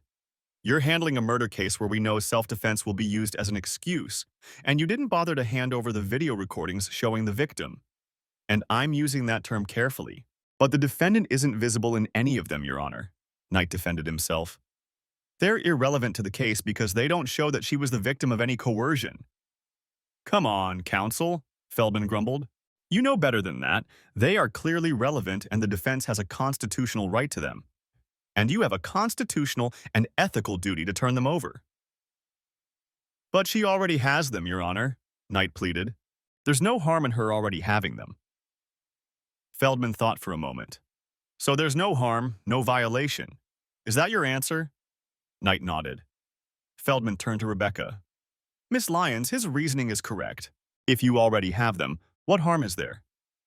"The harm, Your Honor, is that he is withholding from us the most important evidence in this case. And you don't know when we got it. If it was only yesterday, and by the way, I only got to review all these documents yesterday, how can I prepare a defense if they've taken care to withhold all the key evidence in my favor?" "Oh no, Your Honor, we're clearly being prejudiced." Feldman nodded. "I can grant you a delay, allow you to change your witness list if you wish. Then we can continue." "How do we know he's not withholding other evidence, Your Honor?" Feldman turned to Knight. Bob, any more surprises for Miss Lyons? Knight hesitated. No. Feldman leaned across the table and stared intently at the prosecutor. This is your last chance to come clean, he said. If I find one more piece of evidence that has been withheld, this case will not be properly tried. Knight paused. We're waiting, Feldman said. No, there's nothing else. Feldman stared at the prosecutor, knowing he was lying. Then he looked at Rebecca and saw the smile on her face. She knew he was lying too, and she was going to prove it. Detective, when we last spoke, you were going to tell me if you had any more compelling evidence that Mr. Broussard had coerced women in the past. Would you like to share that with the jury? Robinson looked at Knight, who was staring straight ahead. There were videos on the victim's computer, Robinson said. They showed some, well, encounters that didn't appear to be entirely consensual. Rebecca shot him a withering look. Do you really want me to start showing these videos?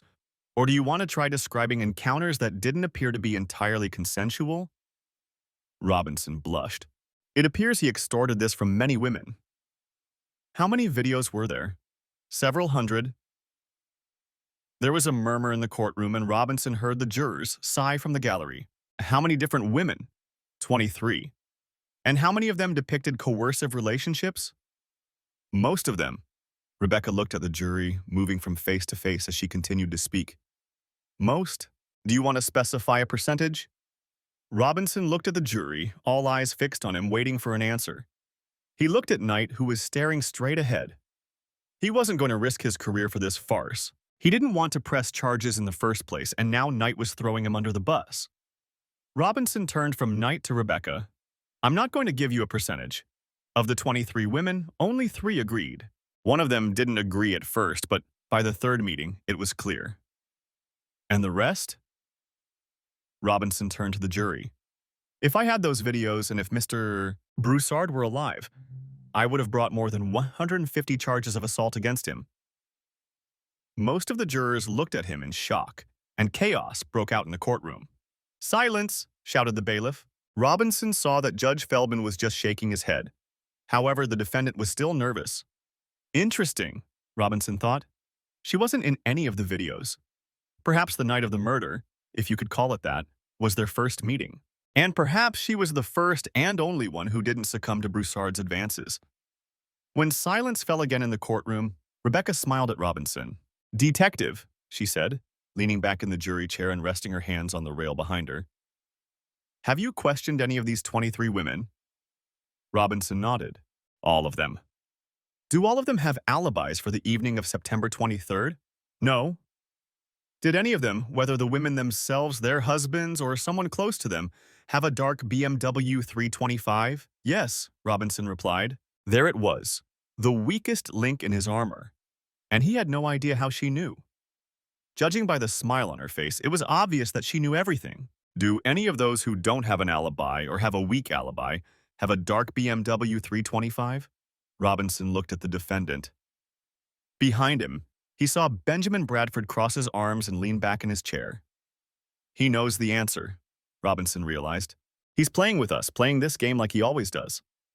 Robinson looked back at Rebecca. Of the 2 women who owned the dark BMW 325, neither had a solid alibi for the night of the murder. As the courtroom erupted again, Robinson saw that most of the jurors were now openly smirking at him and Knight. We're screwed, he thought. When they reached the defense table, Rebecca stopped and froze, waiting for the crowd to calm down. Robinson watched as a dead silence fell over the courtroom and all eyes in the room turned to the stern, tense lawyer. She slowly turned and looked directly at Judge Feldman, never taking her eyes off him as she asked the next question. Detective, she said in a loud, clear voice, you have been with the police for 21 years, correct? Yes, he agreed, hoping that things would not go as he thought they would. After all, he had testified thousands of times, and when he heard that, he knew that impeachment was coming. And during that time, you received extensive training in cataloging the investigative process, correct? Yes, Robinson muttered, watching Knight lower his head onto the lawyer's desk and cover his face with his hands. Glancing back at Rebecca, he noticed that she was still staring straight at Judge Feldman, a smile appearing on her lips and her voice growing louder. And part of that process involves preparing and filing police reports on every conversation you had during the investigation, correct? Robinson hesitated. Everything was fine. Correct? Rebecca repeated. Correct, he agreed. And you wrote police reports on every conversation you had with each of those 23 women, correct? Robinson looked around. All eyes were on him, including the piercing gaze of Judge Feldman, who was clearly very angry. Correct, Robinson said. Then can you explain why none of those police reports were turned over to the defense and included in the documents provided to the defense? Robinson's answer was drowned out by a new murmur in the courtroom, and Robinson lowered his head. Counsel, Judge Feldman barked. Cameras now. So what happened in the courtroom? Ben asked, putting his feet up on the coffee table and holding a glass of wine in his hand. Tomorrow, it will all be over. That's what happened, Rebecca replied. Feldman has gone crazy and is going to spend the whole evening researching and drafting a motion to dismiss the case. He doesn't want to make a mistake and risk her coming back to haunt him. He's going to make sure Night is destroyed over this. Ben laughed. Arrogant jerk, he said, and he deserves it. Rebecca smiled. What would you give a penny for? Ben asked, sipping his wine and looking at her curled up in the chair across from him. I'm still nervous about how things will turn out tomorrow, she said. Well, after the trial, will everything go as we plan? Will there be any unexpected twists we'll have to deal with? Ben smiled. Don't worry, he said. Everything will be fine. Now come here and kiss me. She obeyed, and with each new touch she felt herself becoming lighter and lighter. The hesitation, the fear of contact disappeared. Although she was still wary at first, she soon relaxed as their tongues explored each other's mouths and his hands gently touched her tense nipples. My God, she thought, it had been 9 years since that terrible night. What if she had been more patient the first time and hadn't sent him away? Could they have stayed together and had children of their own? But she had a second chance. They had a second chance. And she vowed that this time she wouldn't let it slip away. Jennifer stood and watched as the jurors entered the courtroom and took their seats in the jury box. She noticed that Judge Feldman looked stern and glanced at Knight several times. She knew everything would be all right, but Rebecca hadn't said anything. Rebecca had told her yesterday, before Jennifer was taken back to the cell where she had lived for the past 5.5 months. Jennifer spent the night in her cell praying that the motion to vacate the sentence would be granted, that this long ordeal would finally be over, and most importantly, that she would be able to hold her beautiful daughters, whom she had not seen in all that time, in her arms again. She and Ben had agreed from the beginning that she didn't want the girls to see her in this state, and Ben promised to tell them that she had gone on a long business trip but would be back soon. At the same time, Ben and Rebecca shared photos of the girls, but the pain in her heart grew stronger every day. Ladies and gentlemen, Judge Feldman said, silencing the whispers in the courtroom, in light of yesterday's testimony, the defense has filed a motion to dismiss the case. The court has heard the arguments of both the defense and the prosecution, both for and against the defense's motion. Before ruling on this motion, the court would like to make the following findings. Feldman leafed through the documents in front of him, read one page, and then began to speak, looking around the courtroom as the case progressed. First, from the outset of the case, the defense has stated its intention to present an affirmative defense to the murder charge. This defense is based on self-defense in the face of an attack. Second, Feldman continued, glancing at his notes, in accordance with the provisions of the Fifth Amendment to the U.S. Constitution on due process of law, the prosecution is required to promptly disclose to the defense all evidence in its possession that exonerates the defendant or can reasonably be interpreted in his favor. Third, Feldman continued, putting down his notes and raising his voice, in this case, the prosecution deliberately and with clear disregard for the Constitution and the rights of the defendant concealed key evidence from the defense. Among this deliberately concealed evidence are video recordings showing possible prolonged abuse of the victim, as well as police reports on the interrogation of numerous other individuals who had motive and possible means to commit the alleged crime. Worse still, the prosecution deliberately used tactics aimed at preventing the defense from learning of the existence of all these individuals. Fourth, the court seriously doubts that any of the evidence presented so far. Yes, the prosecution has not yet finished presenting its evidence, but I do not see that the situation has improved, that any of the evidence presented so far points exclusively to the defendant as the perpetrator of this crime. On the contrary, we now have at least two other possible suspects whose identities were not disclosed to the defense until Detective Robinson appeared in court yesterday. In fact, and I want to state this clearly, if it weren't for Detective Robinson's truthful testimony, given under less than favorable circumstances, none of this would ever have come to light. For that, Detective Robinson deserves praise. Judge Feldman nodded to Detective Robinson, who was sitting next to Knight at the prosecution table.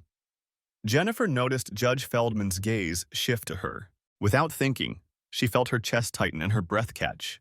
"In all my years as a judge," he said, without taking his eyes off her and softening his features, "I have never witnessed such a gross violation of professional ethics by a prosecutor. Any evidence pointing to the defendant's guilt in the death of Mr. Broussard, and whether she is guilty of that death is highly questionable. But any such evidence indicates that the defense she has presented is well-founded." Feldman turned to Knight, his face stern. "Given the extent of the prosecutor's misconduct and the serious damage done to the defendant's rights since the start of the trial, the court has no choice but to grant the defense's motion to transfer the case." Applause broke out in the courtroom, but it quickly died down when Judge Feldman slammed his hand on the bench. "This motion is based on improper conduct by the prosecution after the jury was impaneled, and therefore the charges are dismissed without prejudice." This time, even the bailiff's shouts could not calm the courtroom. Jennifer watched as Judge Feldman signed the order and handed it to the clerk, then left the courtroom. Turning around, she saw Knight slam his briefcase shut and rush out of the courtroom, ignoring the questions being asked by dozens of reporters. "What does this mean?" Jennifer asked Rebecca, who leaned back in the chair next to her and rubbed her face, from which all energy had clearly drained. "It means you're free," Rebecca replied. "It's over." Jennifer felt hot tears rolling down her cheeks, and the emptiness in her stomach filled with hope. She turned and looked at Ben, who was smiling at her. She just smiled back, not trusting her voice. "Miss Bradford," said the bailiff, placing his hand gently on her shoulder. She turned, and he continued, "Please follow me. We'll go back for your things and get you out of here quickly, okay?" She nodded, then turned back to Ben. "We'll wait for you," he said. As Jennifer stood up and followed the bailiff, she glanced back at Ben, who was hugging Rebecca. She noticed that Rebecca was hugging him just as tightly. Strange, Jennifer thought. He didn't hug me. Outside the courthouse, Detective Bradford waited for Benjamin Bradford to emerge from the crowd of reporters. When the door swung open, Ben led Rebecca to the microphones and stepped aside while she answered questions. "Can I talk to you?" Robinson whispered in Ben's ear. Ben turned and smiled at him. "Sure, Detective." They quietly walked to a deserted spot 50 feet from the house. "You knew everything, didn't you?" Robinson said casually. Ben's smile grew even wider. "Knew what, Detective?" "The videotapes and the police reports. You had them all along, didn't you?" Ben just smiled in response. "You tricked us," Robinson insisted, trying to get an answer. "You and she knew this would happen, and you tricked us." A shadow of anger flashed across Ben's face, but then the smile returned. "Detective," he said, "if you're telling the truth, how could anyone have known that Knight would hide all this evidence? That he would play into our hands?" Robinson shook his head. "But even if you had all that evidence, it wouldn't matter, would it?" "No, it would only speed up your case and help you catch Knight. Either way, even if all that had been obtained, you would have caught us. Then why bring charges at all, Detective?" Ben's anger returned, and his voice became hissing. "You knew what a rotten bastard Broussard was, but you brought these charges anyway, and did everything you could to get her convicted. As if the world was a worse place without her. This damn animal who destroyed all these lives. Oh yeah, who's the bad guy here, Detective?" Robinson didn't respond. Bradford was right. "Let's say we knew all this from the start," Bradford continued. "I'm not saying we did, but if we did, then yeah, we wouldn't have bothered. But then again, Detective," Ben said, spitting out the last word with venom, "the main question is why? Why did you make these accusations? You of all people knew what a monster Broussard was. Why did you put us through all this?" Robinson shook his head. "I didn't subject you," he said finally. "I begged Knight to drop it, but he wouldn't listen. He said he needed this victory, needed it to stay in office." "That's bullshit," Ben said. "You could have leaked this to the press a month ago. It would have blown over and you know it. But no. Instead, you just played along with this, This damn farce so you and Knight could pat yourselves on the back, win the election, and get a promotion. Well, detective, looks like things didn't go quite as you planned, huh? And if you want someone to blame, take a look in the mirror first. Robinson said nothing. What could he say? He just watched as Ben rushed over to Rebecca, then turned and headed for the courthouse himself. Where are we going, honey? Jennifer asked, looking at Ben. We need to stop by Rebecca's, Jen, he said. He fell silent, his face turning into a mask, and Jennifer felt uneasy. But I want to see my children, she said. Ben, please, can't this wait? Ben shook his head. Ben, honey, what's going on? He stared at her intently, and Jennifer felt a chill run down her spine. God, she thought, not this. She bit her lip as the car pulled into the garage. They rode the elevator to the top floor in silence, got out, and Jennifer followed Ben down the hallway to the door. He took out his key, opened the door, and invited her in. When she saw him open Rebecca's apartment door, Jennifer felt as if she had been punched in the stomach. Sit down, he said, pointing to the dining table. She sank into a chair and looked at Ben. He was connecting wires to his laptop and an external hard drive. Then he turned on the computer and clicked on several folders. She couldn't see the screen, but she feared the worst. When she saw the courtroom videos, she froze in fear. But after listening to the testimony and making sure she wasn't in them, she decided she was free and clear. Now she wasn't sure it was over. Are they here yet? She heard and turned to see Rebecca coming through the door and throwing her jacket on a chair. Just getting ready, Ben said.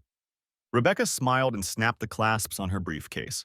Then we'll need this, Rebecca said, taking a thick envelope out of her briefcase and placing it on the table in front of Jennifer. What's going on? Jennifer asked, looking at the two of them sitting at the table. Let me tell you a story, Ben began, typing a few letters on his laptop keyboard and clicking the mouse.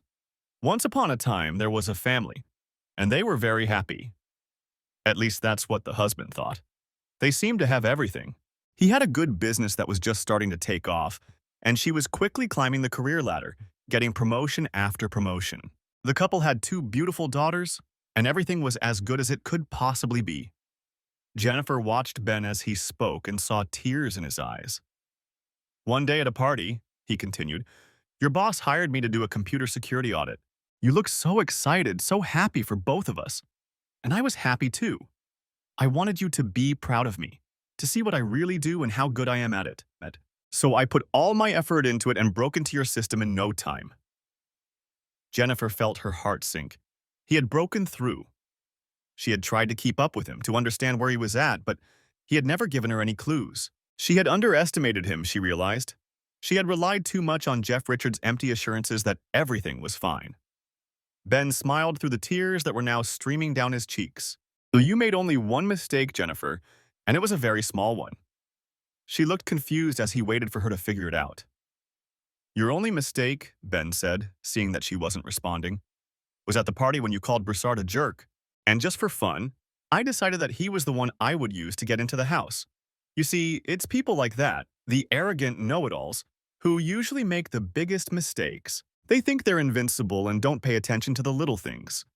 Little things like password protection and general system security.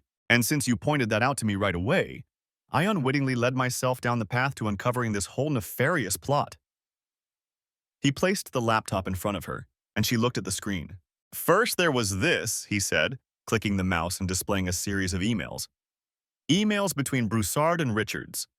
Emails between the head of security and the head of commercial documentation, which shouldn't be here. They probably didn't talk to each other once a year, and now suddenly we see that they're writing 2 or 3 emails a day to each other.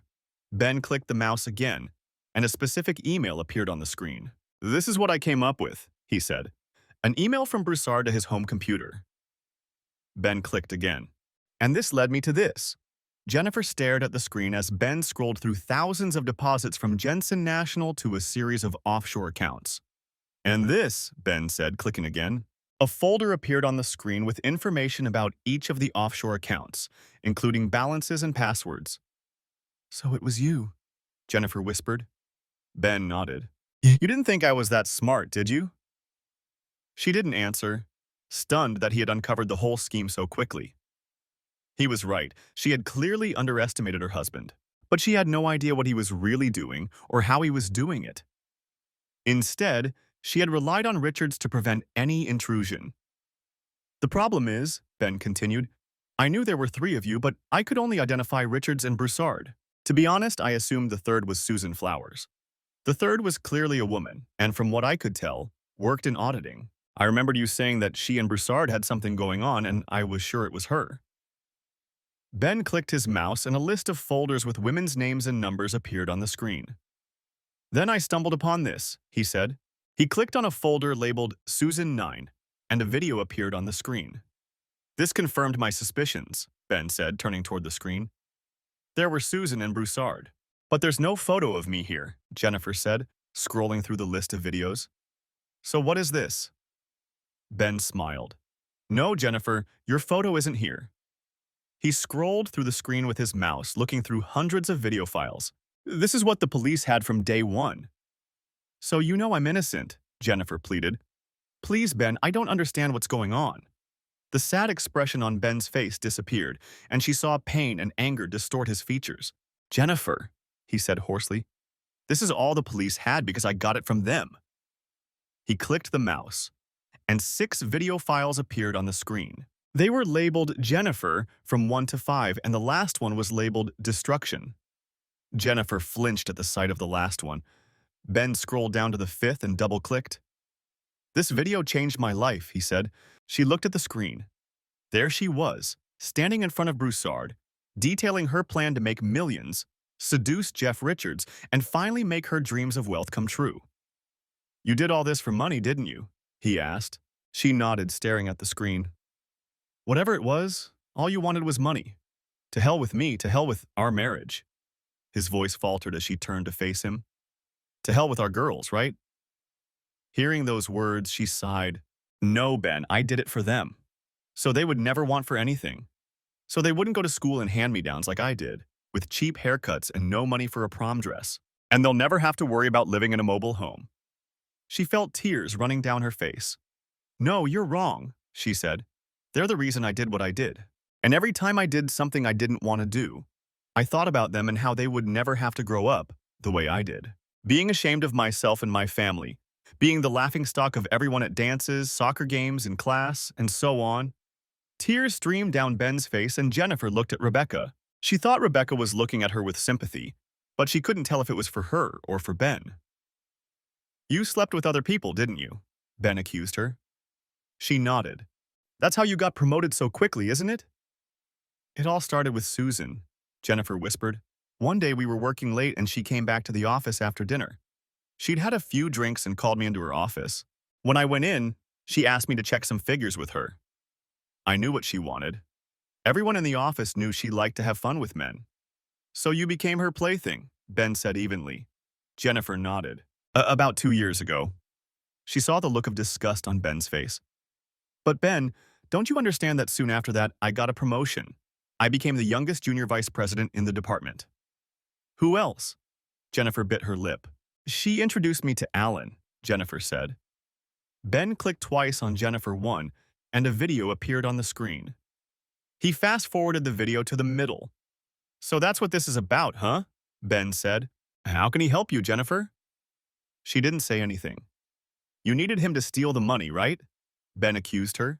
You knew where this would lead, and you needed someone with access to international transfers, right? She nodded, and he continued. And you knew you could frame Susan Flowers if it came down to it, right? She nodded again. So who else besides Susan Flowers and Alain Broussard? Ben asked. Judging by your conversation in the first video, you probably also had some fun with Jeff Richards, didn't you? Jennifer bit her lip. He can't prove it, she thought. Their meetings had been limited to the office, the car, or Richards' apartment. When she didn't respond, Ben clicked his mouse again. This time, Jennifer recognized his home email address. My dear Jen, the email read, I'm sorry about yesterday. You were right. I've never done this before and I was too excited to move as slowly as you asked. I hope you're okay. And I hope this doesn't affect our relationship. JR. That was the night you said you hurt your tailbone, right? Ben snorted. When Jennifer didn't respond, Ben clicked on her reply to Richards. Dear Jeff, don't worry, sweetie. I'm looking forward to endless workouts with you. Love, Jay? Did I ever mean anything to you, Jennifer? Ben asked. She looked at him. Her tears dried, a sad expression frozen on her face. You were my whole life, she whispered. You know I'm not that important to him. I want to be with you always and in everything. I only used him to get the money we needed. Ben shook his head. No, Jennifer, he murmured in response. We didn't need the money. We had enough money. God, you drive a damn BMW, and we could afford a full-time nanny. So no, we didn't need the money. You say you did it for the girls, Rebecca whispered softly. Jennifer turned, surprised to be interrupted. But all this time you were, with all those people, you weren't home with your little girls. And all those nights you were out partying, Ben chimed in, I was home with the girls, playing with them, reading to them, feeding them, and putting them to bed. Jennifer didn't say anything, just looked from Ben to Rebecca. In response, Ben opened the envelope and took out a stack of papers. He placed them in front of Jennifer and put a pen next to them. Sign this, he said. Jennifer looked down. Certificate of divorce, read the top document. She flipped through the stack. Divorce agreement, agreement on grounds, declaration of appearance and waiver of service, petition for divorce. Is this what you want, Ben? Do you want to get rid of me so you can get back together? She stared at them, but their faces were impassive, betraying no thoughts. You, she shouted at Rebecca. You're my damn lawyer. You can't do this. You'll see, Ben said. It'll be very fair. We'll sell the house and split everything in half. I'll keep the business, and you'll get the 401k and retirement plans. We'll split the furniture and other bills. You'll keep your precious BMW. Jennifer looked at him. What about the girls? They'll stay with me, Ben said. Then he leaned forward, his face hardening. The contract says you have visitation rights, Jennifer. Reasonable visitation? She saw his eyes turn icy and shivered at the hatred in his voice. But you'll never exercise that right, you understand? Jennifer gasped. You can't. Oh, yes, I can, Ben said. None of us will ever see you again, especially the girls. Is that clear? With that, Ben clicked the mouse twice for the last time. She turned back to the laptop, tears streaming down her face as the video started. She watched in horror as a girl with a knife in her hands burst into Broussard's lair in a rage. Where's the money, you bloody bastard? She asked. You didn't think I'd let a killer near my girls, did you? Ben said. Face it, Jennifer, I hold all the cards. If you make a fuss, this video and your whole vile plan will be exposed, and you'll spend the rest of your miserable life in prison. Jennifer felt a chill run through her. Well, they can't charge me again, she said. You heard the judge. The case is closed with the right to retrial. That means double jeopardy applies and they can't try me again. That's not entirely true, Rebecca said. You're right. The state of Illinois can't charge you again with the murder of Alan Broussard. However, the federal government can still charge you. Jennifer's mouth fell open in surprise. Yes, that's right, Rebecca continued. Double jeopardy prevents you from being charged in the same court, in this case the Illinois State Court, for the same crime. However, you can still be tried for any federal crimes if charges are brought in federal court. Jennifer was confused. That couldn't be true. Do you remember Rodney King? Rebecca asked. Jennifer nodded. Remember how all those police officers were acquitted in a California court and how riots broke out afterwards? And remember how 2 years later, most of those same police officers were convicted and sent to prison on federal charges? Jennifer didn't remember, but she had no doubt that Rebecca was telling the truth. You see, Rebecca said, you violated the RICO law. Since there were 3 of you, it was conspiracy. And every time money was transferred from Jensen National Bank to your accounts, it was fraud. All of these transfers constituted a pattern of criminal behavior, which is exactly what the RICO law prohibits. And when you destroyed Broussard to get the money, you committed murder as part of a criminal conspiracy. And you know what, Jennifer? There's no statute of limitations on murder. That's right, Ben said, and she turned to look at him. So don't think about anything except disappearing forever. He leaned forward and stared at her intently. Copies of all of this, as well as a chronology of this whole sad affair, are in a very secure place. And if anything happens to me or Rebecca, and I mean anything, it will go straight to the federal prosecutors. So pray that I live a long and healthy life, and that Rebecca lives a long and healthy life. Because if you try anything, or even if one of us is the victim of an accident, they will come after you. Do you understand? Jennifer was shocked, and she knew it. Of course, she could find information, but now it was clear that they had planned everything from the beginning and anticipated every possible scenario. And then she got confused. Why buy? Ben looked at her with contempt. You ruined a man's life, slept with half your colleagues, and you're asking why? Jennifer shook her head. No, she said. Why didn't you just tell everything in court? Why are you letting me go? Is it for the money? Are you taking money? Well, we admit that your reaction surprised us, caught us off guard, Rebecca said. We just thought the three of you would go into hiding, trying to figure out what was going on. But no, you had to go and kill him. We didn't expect that to happen. We had to think fast.